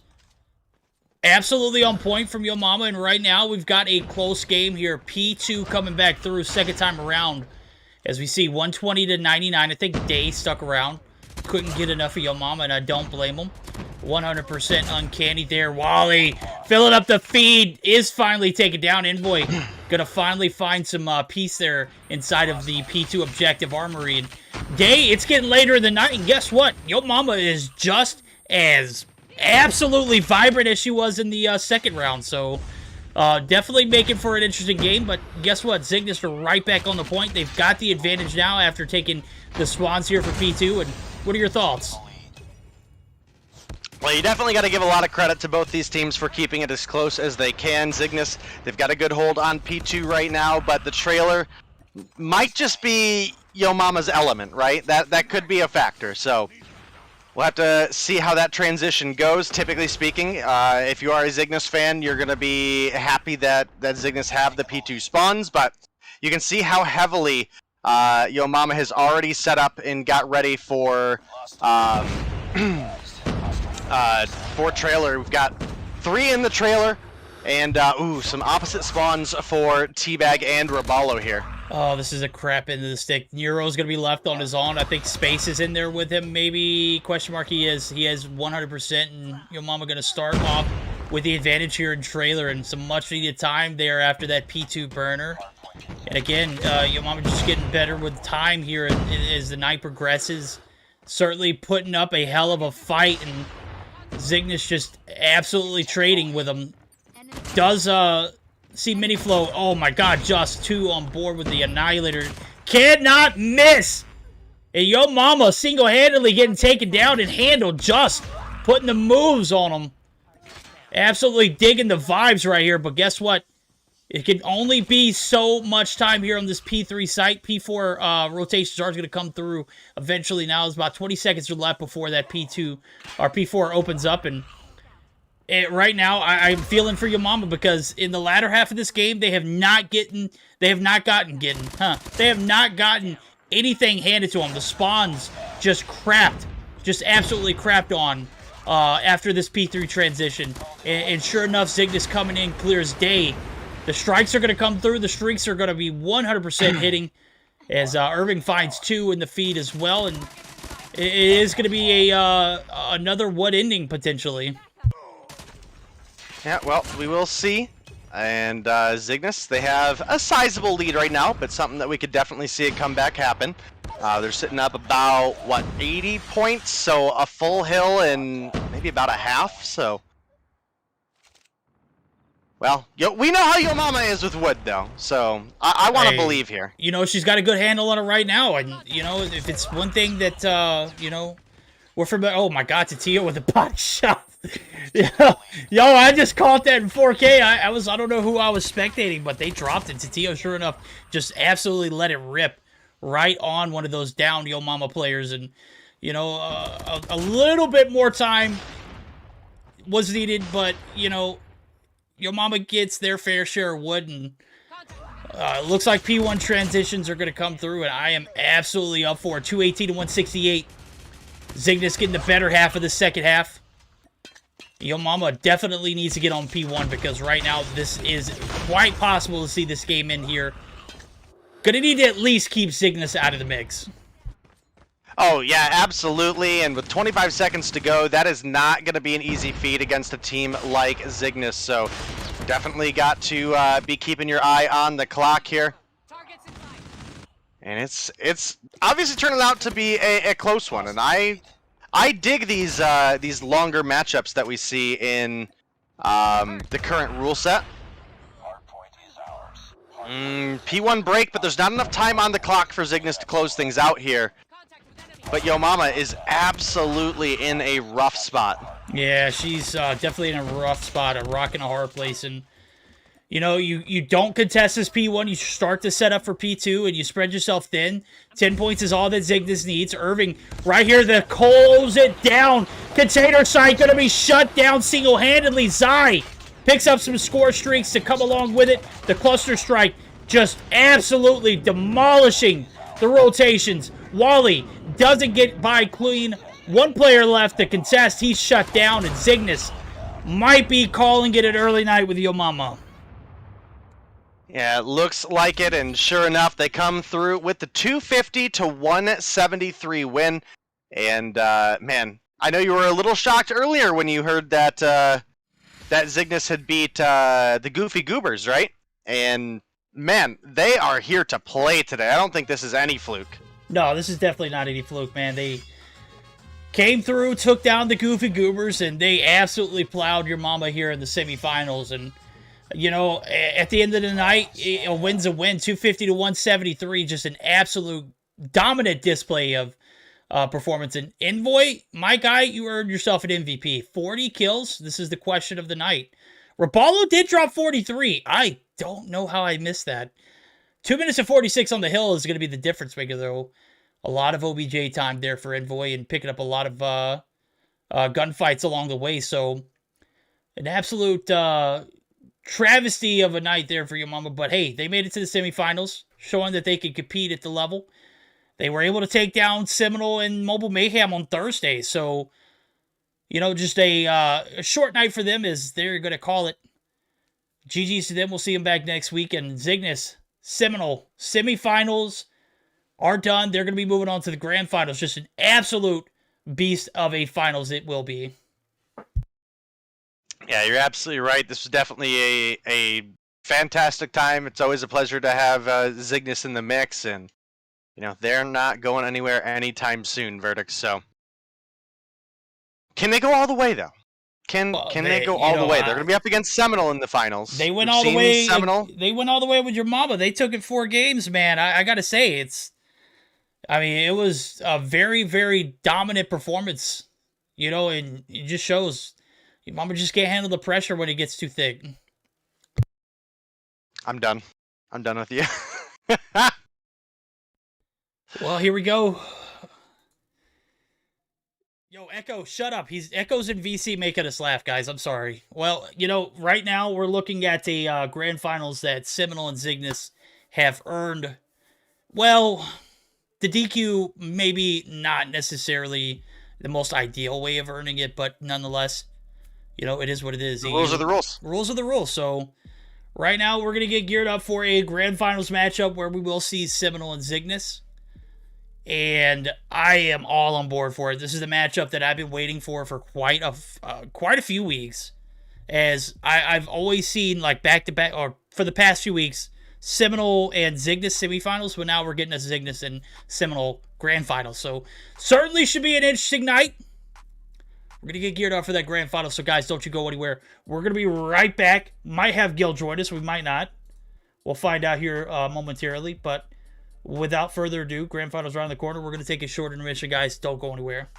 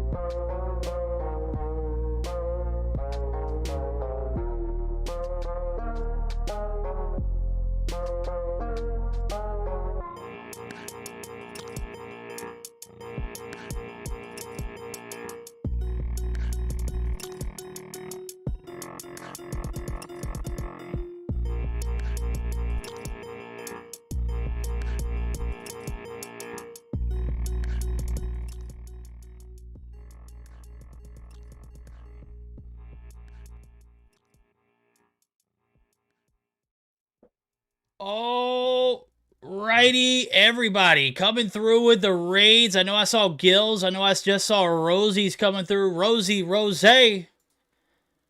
We are gearing up for grand finals for the Meseeks Sunday Showdown, brought to you by HyperX, Trovo, JuJu Energy, and SXC Finger Sleeves. Guys, this is the one that I have been waiting for so long. We saw so many of the semifinals matchup, which, well, technically we didn't, Dave, but Gil got to a few weeks in a row. And here we are tonight, grand finals right around the corner. And I got to say, the Cygnus team is looking pretty stout, Gil. Yeah, absolutely. And I got to mention specifically about Cygnus. I think that today they are absolutely on fire. I think you guys got the chance to... I don't know if you were like casting it or not, but well, just to see the Cygnus game against your mama. We missed the hard point. Yeah, we missed the hard point, but we caught everything else, and it was a spicy matchup, and it was probably a little less professional than... Oh, it was very professional, but we had fun. We had fun. We had a lot of fun. Sure enough, here we are. I'm taking a look at it. We've got the best of 5 ready to rock and roll. It does look like we're going to start things off with a Hardpoint Summit. Game number 2 going to be that Search and Destroy on Hackney Yard. Domination Raid. And another Hardpoint hack, or another Hackney Yard, but this time it's Hardpoint. And if it does go to distance, which I am praying we see a Game 5 in this scenario, it's going to be a Crossfire Search and Destroy. Band map, Summit Dom from Cygnus. I do not blame them because this Seminole team is just absolutely flawless on a Summit Dom.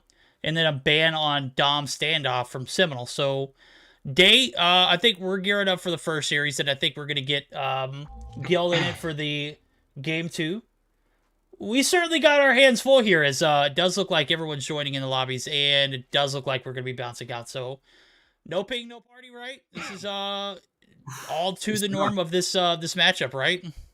It's all too normal with at least a couple of these players. I'm not going to throw anybody under the bus, but there are certainly some repeat offenders. Vale, pues ya se intentó iniciar la partida por la primera vez para aquellos que no se hayan enterado y pues una situación de esas del ping, ya se lo saben, de repente pasa, entonces va a reiniciar esta partida. Son unos segunditos, les recuerdo, esta no es cuestión nuestra, así que ni se les ocurra culparnos. Lamentamos la demora, como les mencioné en el chat, pues había unos detallitos que se tenían que aclarar primero, pero ya ahorita van a ser solo unos pocos segundos para iniciar la partida. There we go. All right. Look like we are going to be trying this lobby up one more time. Hardpoint Summit right around the corner. Grand Finals. Only we get to cast, as I have been begging for a Seminole and a Cygnus matchup, and for the past few weeks we've seen them on the same side of the bracket, which led to semifinals matchups, and I have to say, at this rate, this is probably going to be the most epic one. I know we saw... Again, Seminole and Cygnus in semifinals matchups across 2 weeks in a row, I believe it was. And it was clean 3-0s in favor of Seminole. Is that right, Gil? Sorry, say that again? It was clean 3-0s in favor of Seminole. They were able to pass Cygnus 2 weeks in a row. I don't know if it was last week, but it was definitely the week before last and the week before that. So, certainly a very dominant performance from Seminole thus far. But I think tonight this is where we get to see, this matchup and this rivalry kind of like get its all-time high point, right? Yeah, absolutely. They've been doing it just amazingly. And if you guys didn't get a chance to watch onto that game of Hardpoint on the first one between Cygnus and Goofy Goobers, I gotta mention that it was similar in a sense that the first half was sort of contested. But once it came to the second part, Cygnus was using all of their operators, their score streaks. It was pretty impressive the way that they held on to so many players with different score streaks and used them all at once at a specific timing. And they pretty much got like 2 points in a row completely to themselves to end up winning the first match, the first map. And they did it again. I wouldn't be surprised if they try to go for something like this, but I would arguably say that Seminole does quite all right on Summit, don't they? They're a great domination Summit map playing. I don't know how it's going to pan out in a Hardpoint now, as it does look like the second time around, everything's great. So P1 going to be opened up. Day and I will be on the 1s and 2s here in game number 1. Gil going to be joining me for game number 2. And right now, it's certainly a spicy P1 as we see a little bit of contesting back and forth. Day. A lot of trades. Right now, it is going to be the point favored by Seminole. They have the bottom side of the control set up, but top control is very key here in this very beginning, right? Yeah, you're absolutely right, and, you know, for Dom, that's one of the reasons that we see domination be as favored as we do, right? Because if you're on C side, you get that higher side spawn. You're a little bit quicker and able to get that high ground, and that can be a big factor. A lot of map travel is you know, key for COD Mobile, right? Especially when you have so many objectives to control. However, when we're looking at a matchup of Hardpoint, it is going to be largely looking for those kind of anchor positions, right? That's a little bit more of the mix that we're looking for. Specifically going to be your P3. I think that one's a little bit easier to control than P4. I call that one the money hill on this map, but it's definitely one that can go either way. Right now, Catwalk is going in Marshy's way. Literally able to pick up 2 kills off the rip, but is quickly traded. Irving's going to be there on the contest, and Irving able to peek in. Is going to be able to find 1, make it 2. P2 Catwalk has certainly been a sweaty one, and without any kind of remorse, Marshy comes through with a quick little revenge, but again, nobody on the hill for time being. It looks like Zygnus are going to be able to occupy just a little bit more this time, and it's a little out and open. We're looking for those money hills to come through, and right now, it is a back and forth affair where, you know, Seminole are going to take the advantage and keep it for the remainder of this time as we can see it. Spawns are a bit questionable right here as I'm taking a look at it. I just saw just spawn right in front of like multiple players, and again, it's going to be a unique situation until we get into this rotation over where that P2 shuts down before spawns are like kind of settled. And right now we do see spawn settled, and it's going to be favoring the side of Zygnus. So big trades coming through, but again, certainly going to be a bloodbath here in this P3. Money Hill, that Day says. Yeah, and right now it is going to be Slothy and Vague leading the lobby in kills. They're tied up at 10 apiece. Envoy and Envoy and Irving were at 9, but Irving finds kill number 10 right there. And one of the difficult positions of this P3 is, you know, while it is the money hill if you have the spawns, it is also kind of a dangerous one, because if you have the spawns and the enemy's the one on the hill, you can almost get just spawn trapped back in the far side of the map. So we'll have to see. It does seem like it is going to be Seminole coming through with a 50-point lead here. And as they get killed, they're going to get sent back to the other side of the map. And they're going to be in a great position to start setting up for that P4 hill as well, which, if played right, can be, I would say, nearly as big as a P3 hill. But again, the spawns are a little bit more difficult to control. There's more entrances to that hill as well. And yeah, it can be a little bit more difficult. It's certainly proven to be a little more difficult. Bolu going to be anchoring down on the backside. Doesn't look like anybody from Zygnus is going to be able to get back that far deep, but right now I don't think they need it. They are going to be able to maintain the point for the time being, but Marshy coming through with the water soaker. I think that was him who was utilizing it. Nope, that was Slothy. Never mind, just kidding. He was using the purifier.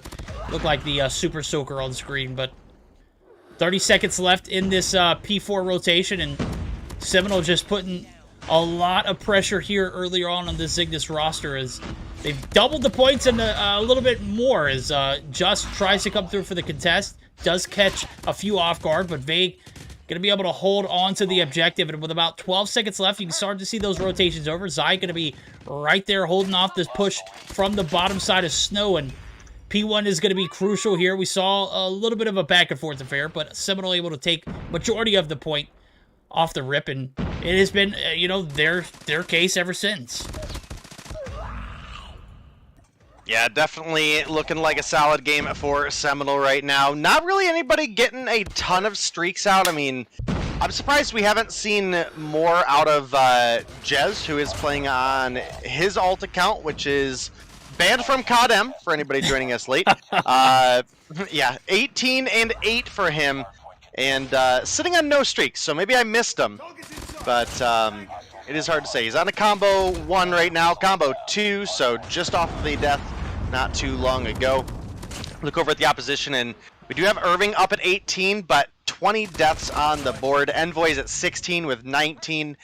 And, man, Zai and Just are struggling right now. 9 and 19 for Zai, and 8 and 19 for Just. And I gotta make a point. This is something that's going to blow your mind. We're looking at a Jez popping off with a 23-9 right now, but something you didn't notice at all in any of the matchups that we saw earlier, because we've been spectating Seminole from the jump. I think he ended with two hardpoint games that I looked at. He had like 8 seconds or 7 seconds.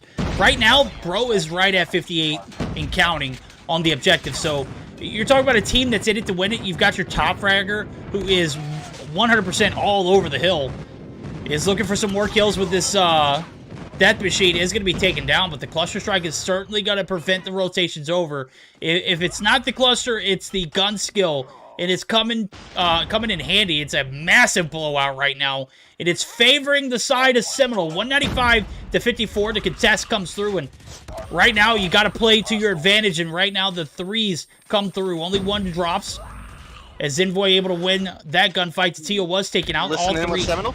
Yeah, let's do a quick listen in as we were about 195 to 65. Can they hold off this Zygnus squad from making the contest here on this P3 Money Hill? We'll find out.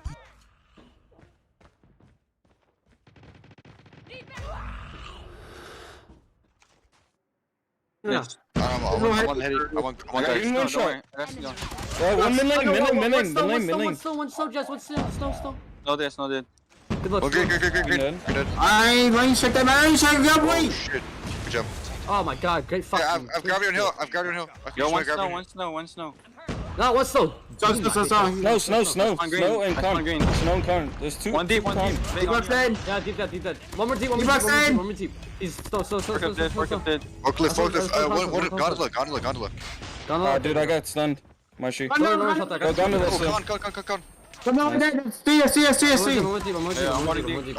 one trap. He's on mid lane. Ah, dude, forklift. I should've got on that. Yeah, dead.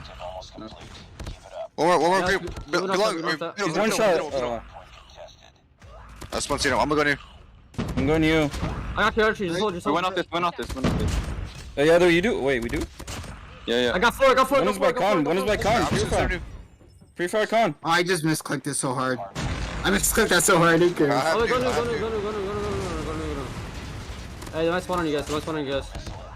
The one crate. Oh, what focus? A-long. I don't know why. All right, 1 point away from closing it out, 250 to 77. Just an absolute dominant performance from the side of Seminole. And Dave, the comms, I mean, you heard it. They were pretty on point. You know, just absolutely destroying this first game. And Zygnus, who came into this matchup looking at their peak, just get absolutely creamed. And this is still a best of 5, so there's a lot of time to bounce back. There's a lot of time to step back up, and you know that hard point again on Summit. Just I think that map it belongs to Seminole. Am I right? You are muted, by the way. All right, how about now? Yeah, perfect. I can hear you perfectly. All right. Well, yeah, we did forget to unmute after we were in the voice comms there, but that is a-okay. And yeah, you're absolutely right, Verdict. That is a Seminole map, and it showed, right? I mean, it was a dominant performance coming out of them. Now, kind of keep in mind, guys, there is always going to be a ping advantage for one team or the other. Obviously, with it being Seminole, we know that's gonna be a reoccurring issue, right? And you know they're here to win. They're not here to lose. They're here to win, and it's again an NA event. So look, I totally get where they're coming from, but I do have a feeling for maybe some of Zygnus's other matches tonight, they probably had some more forgiving teams. No, I completely agree. I think the matchup against Gooby Goobers was probably their stoutest one. The fact that they were able to take that 2-0 Gil as we're about to get jumped right into this search and destroy Hackney Yard kind of shed some light. I know you mentioned the hard point was on point for them, and then the search and destroy was just as crisp. Right now, we're looking at the back end of a supreme blowout. I mean, 250-77 in a grand finals matchup. Obviously, you know, we're not talking down or demoralizing them, but that's a tough way. That's a tough way to start a best 5 out. Well, when we have Marshy going 34-17 and Jez going 34-15, that's just going to be difficult to deal with. I mean, again, there weren't actually as many streaks as you would have thought with those numbers, but they slayed out. They slayed out, man. Sorry for interrupting you, Gil. No, completely rejected. Get out of here, Day. I'm sorry for interrupting you, Gil. I'm absolutely sorry, Gil. I'm sorry I interrupted you.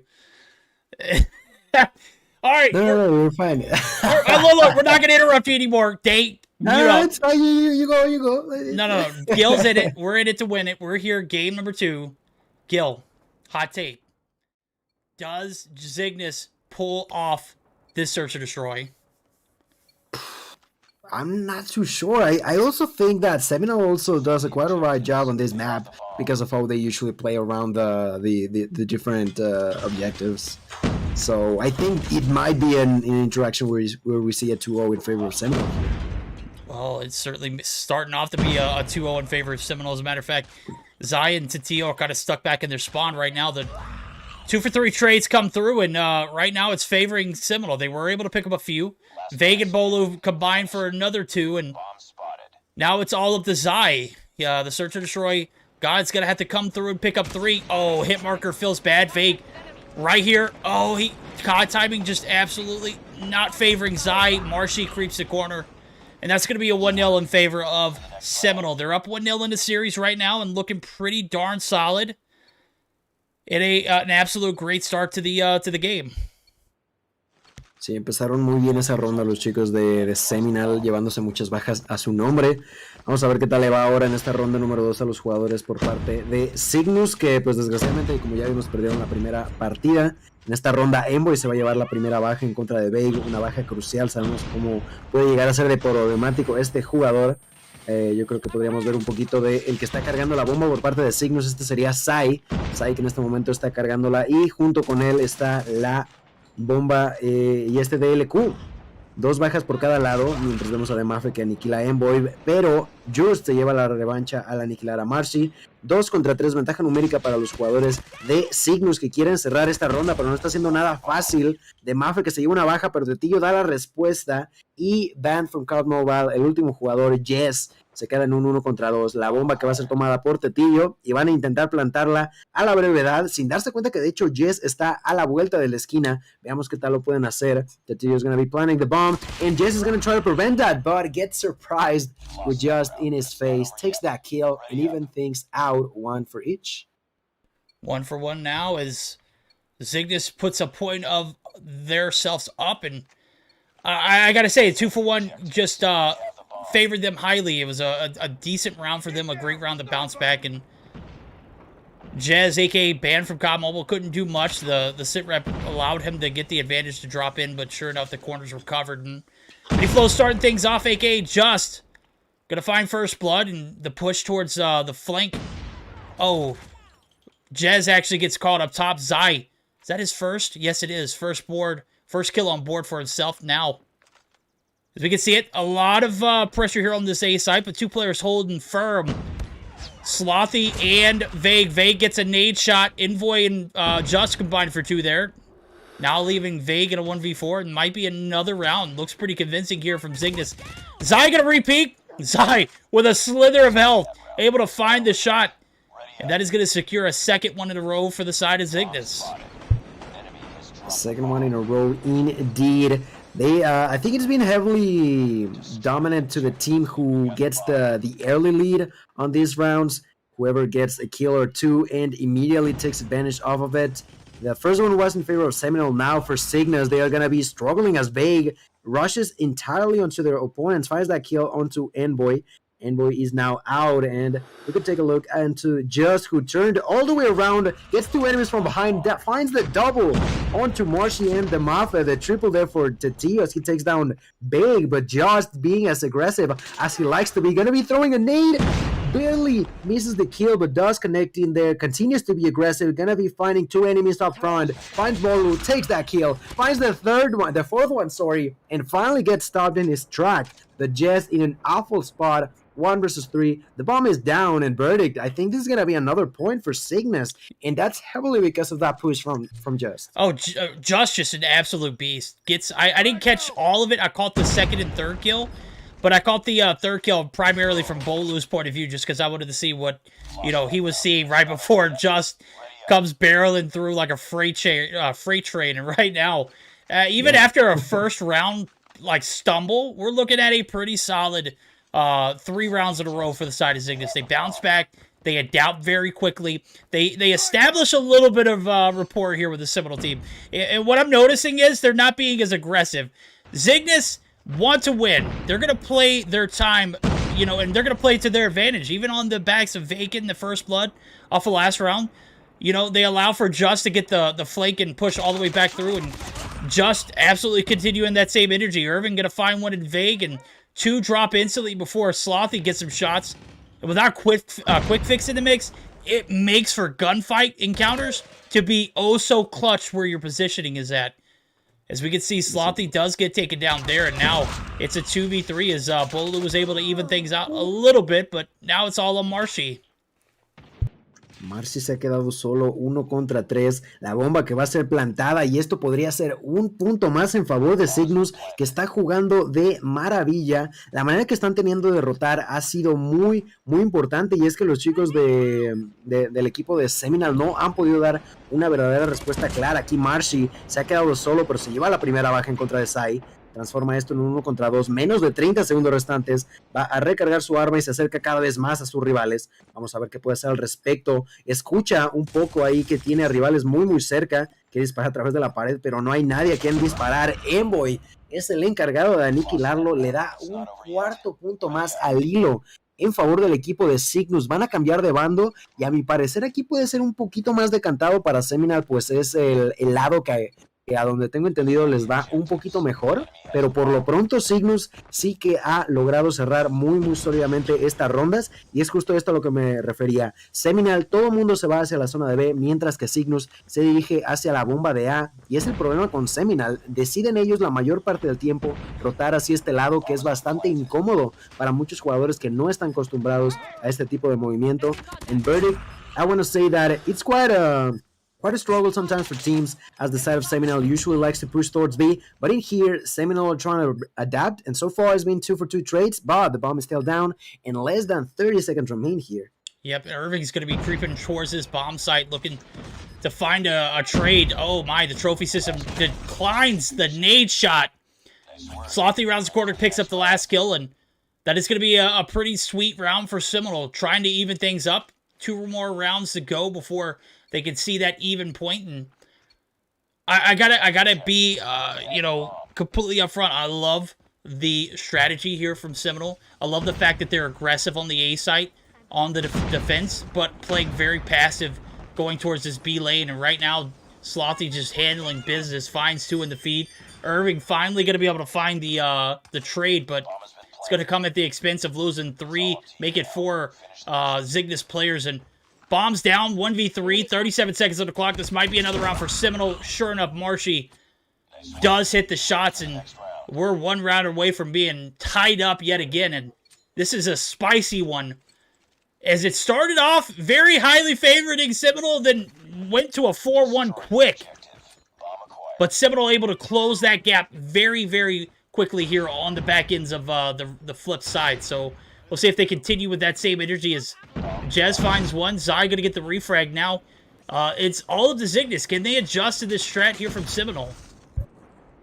Sí, es justo lo que les mencionaba. Realmente en esta posición se le da muy bien al equipo de Seminole, que está siendo bastante agresivo. De hecho, en estos momentos, entre 3 jugadores fueron a por la baja de Sai, terminan por obtenerla. El único problema está en que la bomba se les ha salido de las manos. Y vamos a ver qué tanto pueden hacer Tetillo y Envoy. Envoy se lleva la primera baja contra Mafe, pero Tetillo muere a manos de Jess. A la distancia, Envoy se encuentra al rival y lo deja muy bajo de vida. Logra aniquilarlo y transforma esto en un 1 contra 1.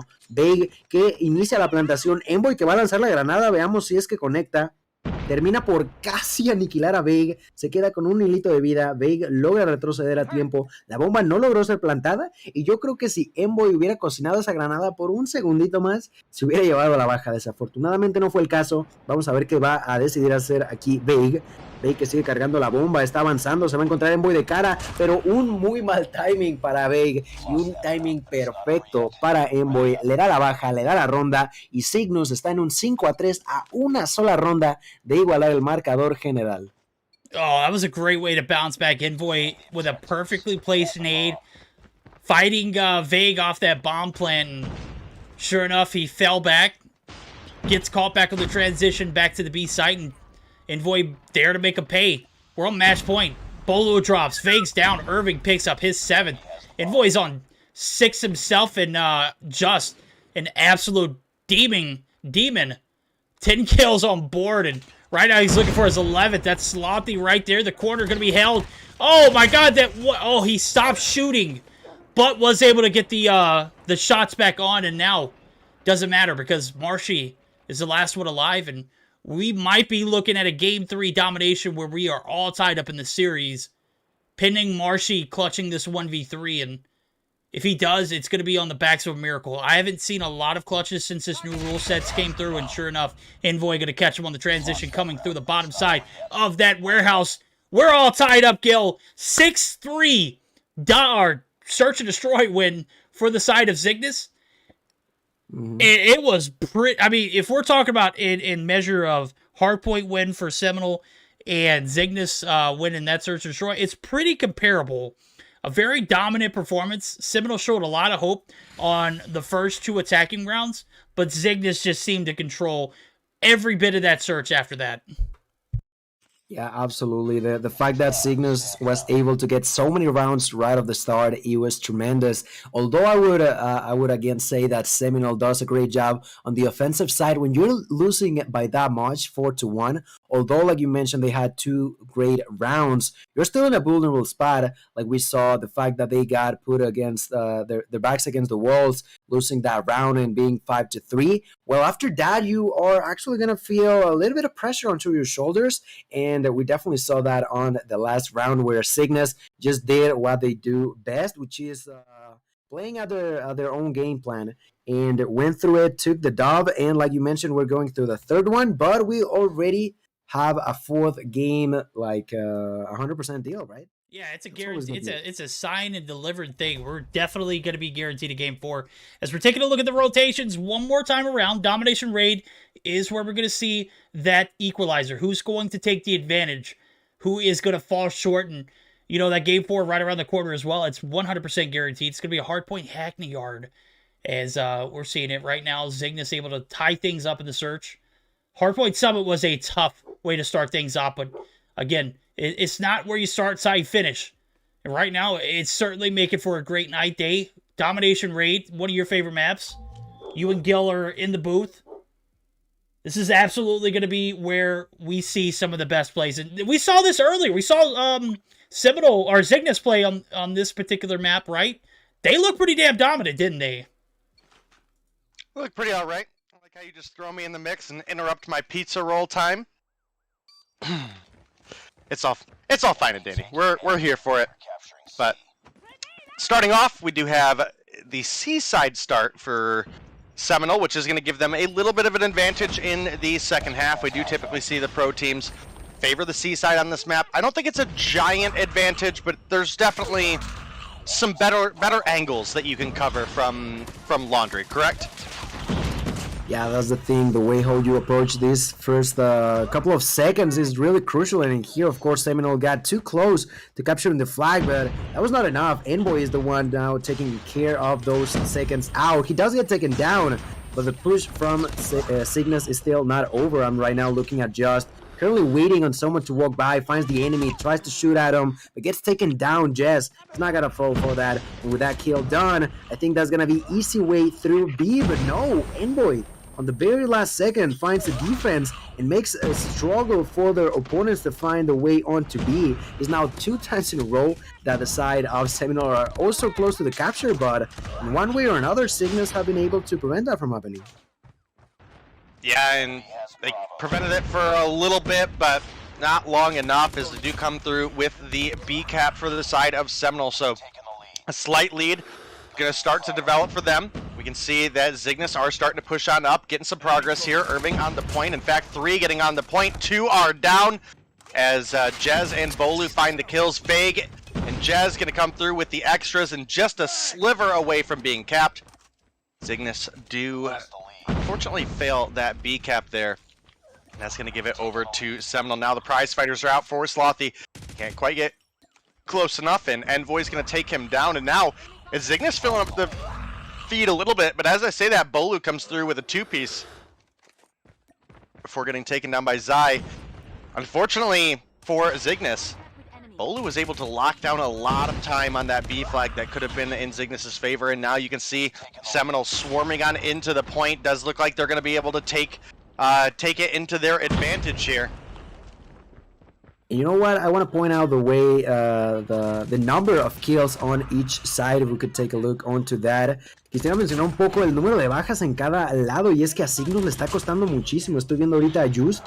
En este momento solo tiene una baja. Están, de verdad, le está costando muchísimo esta partida. Y a pesar de que han tenido ciertos momentos de claridad, donde parece que se quedan muy cerca de capturar la bandera de Bravo, no termina siendo el caso. E incluso me parece que si la hubieran capturado, hubiera sido una rápida recaptura por parte de los chicos de Seminal, que están defendiendo de manera muy sólida. Pero ahora deberíamos ir con Tetillo, que está en la parte de atrás de sus rivales. Tetillo en estos momentos parece que quiere dar la sorpresa, y a pesar de que quiere sorprender Tetillo, no hay nadie a quien pueda aniquilar. Sigue acercándose ahora. Estaba la bandera de Charlie, le dio la vuelta entera, ahora está más cerca de Bravo. Se lleva la baja en contra de Veig. Inmediatamente quiere llevar el push hacia la bandera, pero va a ser complicado de hacer. Tiene enfrente de él a Marcy que lo termina aniquilando, y Cygnus de nueva cuenta le vuelve a costar mantener alguna clase de control.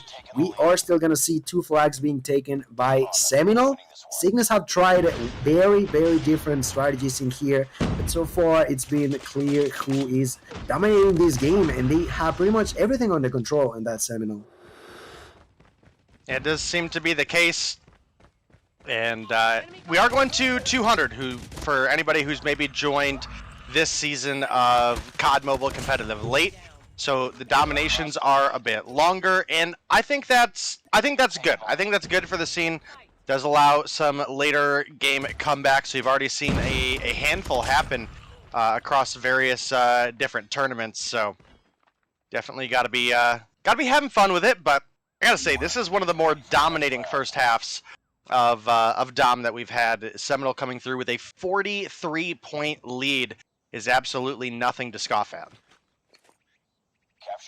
Sí, por lo pronto vamos a ver qué es lo que les depara a estos equipos en el inicio de ronda, que va a ser tan crucial, específicamente más para el que está perdiendo, que sería Cygnus. En estos momentos el que está siendo más agresivo termina muriendo a manos de una muy buena granada por parte de Yes. Aniquila el push fuerte que llegaba ahí por parte de Cygnus. Vamos a irnos ahora con Just, que tiene incluso disponible este aniquilador. Está esperando su momento de gloria. Va a hacer el push, tiene a muchos jugadores de frente y logra evitar la captura de Bravo. Sus compañeros, que terminan de aniquilar a Veig, van a intentar irse hacia la bandera, pero no logra hacer mucho. Y es que el purificador por parte de Mafe llegó en el momento idóneo, en el momento perfecto. Se llevaron las bajas. Además de eso, se llevan la captura de nueva cuenta.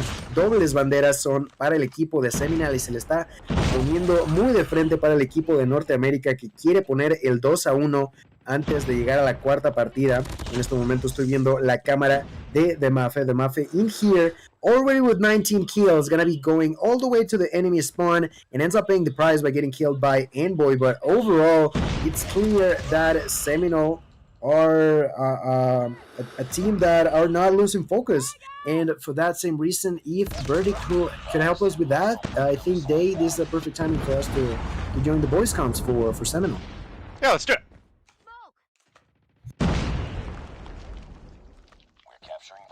One top laundry, one top laundry. One top laundry. Oh, yo, peek it. I got off field. Go ring. I'm watching. One line. Watch the ring. He's low, just. Where? He's ugly, bro. Kill him. Somewhere there. My dick is so fucking big. What the fuck? Free throw dick is so fucking. lost the lead. Enemy contact.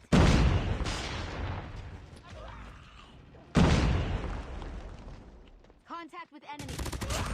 Down. I got him. Get him, Stage, you fucking bitch! I guess, dude. Nice. There's spotted red dog. Driver. Push up, son. Driver. Oh my god, my dick is so fucking big. You guys saw that shit? Yeah, I see that shit. I killed him, Sage. He's ugly, bro. Go. I'm pushing red, dude. Go. He's red. He's red. Go. The ugly guy is red. He's not ugly, but he's cute. You know what I'm saying? Almost there. Keep it up. Well, I definitely got that previously known as Seminole vibe for the voice comms. It was pretty interesting to see something like that, but you know, it is what it is. As we move on to the later end of this game, the side of Cygnus was once again close to capturing that flag, but ended up not being the case for them. Only 27 points away from victory, the side of Seminole, and I don't think at this point there's even enough time. All they need is a triple cap for the longest time, which, if I'm being honest, I don't see in the near future here for Cygnus. Listen, I don't appreciate being pulled out of those comms. That was absolutely hilarious. Stream I mean, we had appropriate? to. No, We but had it to. was so funny, okay? That's rough. That's rough. But yeah, obviously, chat. Sorry about the not stream appropriate comms there. Unfortunately, it is vague at the end of the day. Vague is one of those people who. It's one of those people. Yeah, he's not family friendly by any means. So. Pero bueno, aquí se va a terminar la partida ya, 200-110. El equipo de Seminole cierra este tercer mapa con una ventaja ya de 2-1. Se les vio de nueva cuenta muy sólidos. Y pues por lo pronto ya vimos que el equipo de Cygnus se le dio muy bien el buscar y destruir, pero lo que fue de reaparición, tanto punto caliente como dominio, se les ha dificultado muchísimo. Así que va a ser muy complicado. Vamos a ver el marcador en general de todos estos jugadores. Y el MVP se lo terminó llevando nada más y nada menos que Jess con esta cuenta de Banned from COD Mobile. Se llevó 29 bajas y únicamente murió 13 veces. Day verdict, 29 kills and only dying 13 times. That's what I was talking about at the beginning of the game. The side of Cygnus definitely were struggling in a lot of 1v1 situations where they just couldn't keep up with their opponents. They had different sort of deal where they were onto a 2-for-2 kind of trade and they would lose most of those interactions. With that kind of deal, it is just tough to control areas on domination. Yeah, and I see Vay coming in chat. Slothy was obviously the clear bandit. I know Day was talking about maybe trying to pay attention to who was talking. But well, listen, to be fair, in all kind of seriousness, we always blame Vague, so Vague, don't take it personally. Well, and Vague's one of those people that reflects the energy of the people around him, right? And well, when you get Vague and Slothy together, that quite often that's a dynamic duo. I don't know what you're talking about. It's a dynamic duo. It's a dynamic duo, but it is also a matter of them trying to figure out who can be inappropriate the loudest. You know. I heard somebody else say it, but I couldn't see who it was. And you know what? I called this one. I asked you guys to do a VC listen in Discord, and I put it in the wrong channel. And I was like, let's do one with Cygnus. And sure enough, everyone was like, hey, let's do a quick listen in with Seminole. And here we are. Somebody clearly has a bigger one than somebody else. And chat laughed. I laughed. Everyone laughed. My wife who was watching laughed. Everyone just seems to be, all okay. So no harm, no foul as we're going to get geared up. 2-1 lead now in favor of Seminole. And this is where we're getting to the point of the night. Will Cygnus be able to bounce back? And I'm going to be completely honest with you. They have not shown promise in respawns. As a matter of fact, the only time I've seen anybody or any kind of competitiveness in this matchup so far, it's only been in that Search and Destroy. And that's the closest game we've seen so far. As geared up for a second time around on Hackney Yard. Is it the right map? Yeah, it's the right map. You know what? I've had CDL vibes all over again. We saw like the same map three times in a row. And here we are. Game number 4, the deciding factor. Day, this is our time, bro. We're here to shine, and it could be the last time we do it tonight. Yeah, it definitely could be. Obviously, we're going on a best of 5 here, and Seminole currently lead 2-1. Zygnus, they've got to bounce back here if they want to extend this series at all. If not, it's going to be Seminole coming away with another Meseeks Sunday showdown underneath their belt. Zygnus obviously has a couple of their own as well, so right now it was a good P1 for Zygnus, but if we look, the spawns for P2, which are incredibly important on this map, are going to be in favor of Seminole. Yep, and right now I was taking a look at Jez's loadout. He's clearly on an old account because bro is rocking the MX-9, and I know he swapped over to the Type 25, but certainly gave it a shot.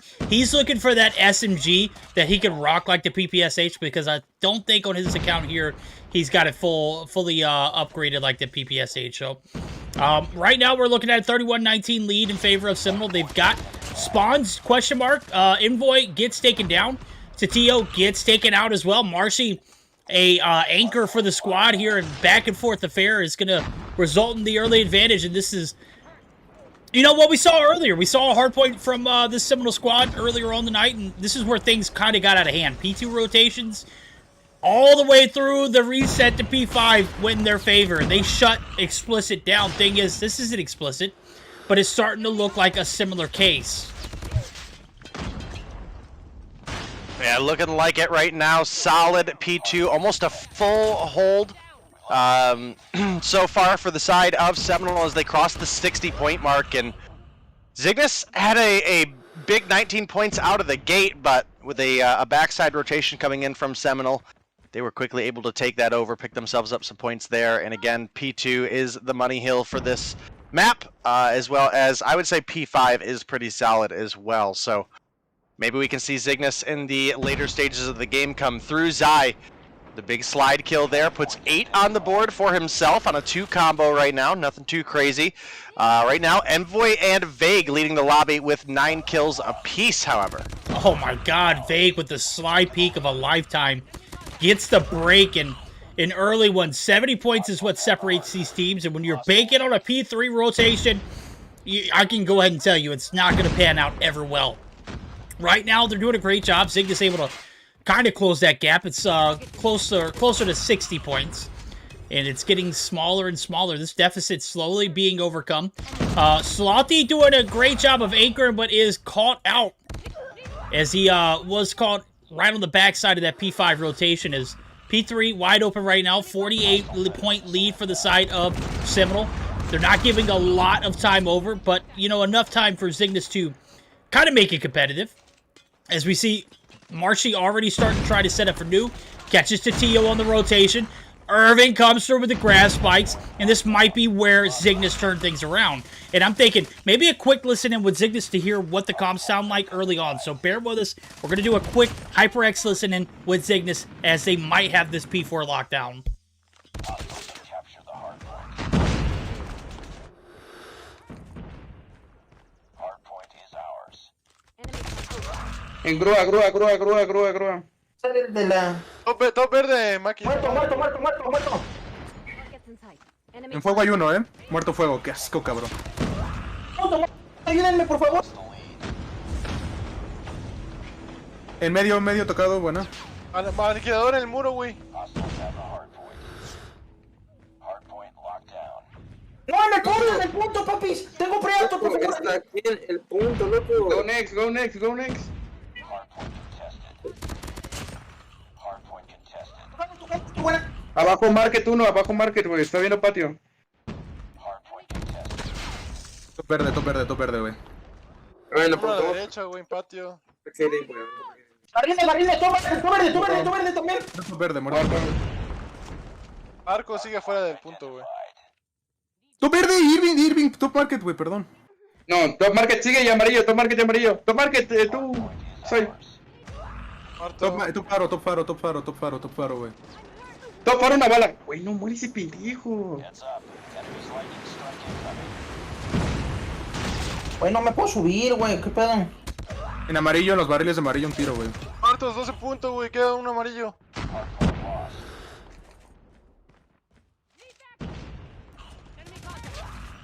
En medio. Faro, Faro, denme el cal, güey. Faro, Faro. Uno más en punto y uno en amarillo, güey. No murió, güey. En head glitch. Targets in sight. Enemy in sight. All right, we're looking at a brutal one here, 177 to 53. I was hoping that P4 would get locked down, but sure enough, denied. Seminole just have been running with the lead and not looking back. And I gotta say, they are looking very stout, but I still see a little bit of glimmer here for the side of Zygnus as P1 resets come through. Maybe they start to turn this thing around. All they need to do is solidify themselves with a good run like Seminole had at the beginning of the game. It certainly could be an interesting one towards the end now. P1's opened up. The bad thing is there's only about 60 seconds that separates Seminole from a 3-1. And, you know, they could very easily find 30, 40 points off of this rotation. If they do set themselves up here, I don't know, dude. It's just getting too close for call. Seminole just proven themselves to possibly be the better team tonight. Yeah, it does look to be the case. And, you know, getting rid of the cross the 200 mark, they're about 6 points shy right now. It's not looking great for a Zygnus comeback. Can we see it? Yes, but do I expect to see it? I gotta say, probably not. Again, we know we've reset the lobby for NA ping, so Zygnus already playing at a little bit of a disadvantage, and Seminole obviously just absolutely rolling this update. Again, one of the big ones has been Jez. Today, obviously, you saw him rocking the PPSH, and that's gonna be a strong gun in the meta that I'm hoping to see some players from Zygnus start to pick up as well, right? Because we haven't seen anybody from the side of Zygnus rolling the PPSH. Yeah, right now you see the break come through. Marshy picks up his 21st right there, picks up 2 outside of the objective. 30 seconds is all that separates this team from a 3-1 victory, and I just don't see it out of Zygnus. You see the rotations they had to set up for new, just shut down absolutely. Vague gonna put the nail in the coffin, a 4-piece of his on. Looking to earn a little bit of streaks, but at this point, it is just for show. 240 and counting. Does pick up the Predator missile. The break is not going to be quick enough. I see Tatio looking to make the breakthrough, but does not. There's 2 players in the objective. Seminole are going to hang on to a 250 to 100 game, and that is going to be it for the night. 3-1 lead, win, game closed. We're done. That's it. Man, I was looking for a game 5, guys. Yeah, it just wasn't in the cards here today, Verdict. Obviously, we have a Seminole team that is looking, honestly, stronger than I think they had all season, in my opinion. And again, this update has just really been solid for them across the board. The Type 25 still in the meta, which is one we've obviously seen them been using. We mentioned the PPSH coming through, and I don't know. Seminole's going to be a difficult team to beat for sure. You know for what? Anybody. I'll go ahead and say it. Slothy clearly has the bigger one because dude dropped 31 this game. I don't know who else was competing in voice chat last game, but clearly Slothy. Hang low, my friend. Hang low. Look at that. 31 and 23, a minute 5 on the hill. Something that doesn't change, though. 34 and 23 for Vague. 34 seconds on the hill. 2 minutes and 3 seconds. 23 and 18. Something that doesn't change, though, as I'm looking at Jez's stats. Dude went 18 and 21. Not a single step on the point. What in the frick, man? I don't get it. You had almost near a minute and a half on game 1. What was that? You almost need to be cautious not to get inside of the open. Yeah, I know, right? It's like, hey, is he allergic or something? What's going on there? You know what, guys? I had a blast tonight. Obviously, you know, the side of Zygnus came. They were prepared. They saw. They conquered. And it's super unfortunate for Zygnus, but Seminole just proven to be time and time tested. One of the better teams in this scene. And sure enough, they were able to display their abilities here against Zygnus. And, you know, the fact that Zygnus was able to get at least one map here lets me know they're making a step in the right direction, right? Because every time I've seen Gil stream and Seminole and Zygnus are squaring off, it's a 3-0 and it's not even close. Am I right? Yeah, most of the time it's been like that. I was pleasantly surprised how Cygnus was able to put up against Seminole on Search and Destroy, but outside of that, you said it yourself, Seminole have been dominant in the past, and today they even exceeded if we ever thought that was possible. Well, today they proved to us that this is only the beginning for them as well, right? We've talked about teams trying to improve as they have had some roster changes as a whole. But they did as well, and, well, they are also learning to play together and looking even better than before. Yep, looking even better than before. And I got to stop and thank you guys for coming through today. Just an absolute blast to cast. I know we got to see the semifinals with, semifinals with Yo Mama. And a little bit of that Cygnus action. I was super excited. We had a stellar rotation here in the grand finals. Gil, always a pleasure, bro. Just A1 with the casting, man. You hold it down for the LATAM community. Just an absolute blast. 2022 has been great so far. The rule set, the changes, everything. I'm in consensus. I'm loving the feel. I'm loving the vibe. I'm sure, again, in 2 months, when everything goes back to, champs rules or everything, we're going to look back on these times and be like, man, I wish we had those 250 hard points. I wish we had those 150 Well, down. hopefully champs takes some notes, if you want me to be honest with you. Hopefully, yeah. All right, clip it, check. Send it to your representative for COD Mobile. If you know anybody, let them know, hey, we like the rule set. We dig it. And hopefully they'll be able to take a note from it. So that's going to be it for the night. We're going to be signing off. Huge shout out to Cygnus and Seminole. Seminole coming through, getting that Week 62 crown. Well earned, well deserved. We're going to get you ready for a raid. Big shout out to HyperX, JuJu, Trovo, and SXC Figure Sleeves. Guys, be sure to use code Meseeks, or for JuJu now, code Gilmania or code Verdict. Go ahead and drop a line for us and make sure, whatever you get in this raid, let them know who sent you. We're going to get ready for that. I don't know who we're going to do just yet, but I'm sure we'll figure it out. We got a minute and some seconds delay. So, GG's, gentlemen. Day looking dapper, by the way. I don't see your face, but I know you look sexy. Gil, I mean, you're just a better looking version of Orlando Bloom. I don't know what it is, bro. You just do it for me every time. All right, GG's, guys. GG's. Good GG's, night. guys. See you all later.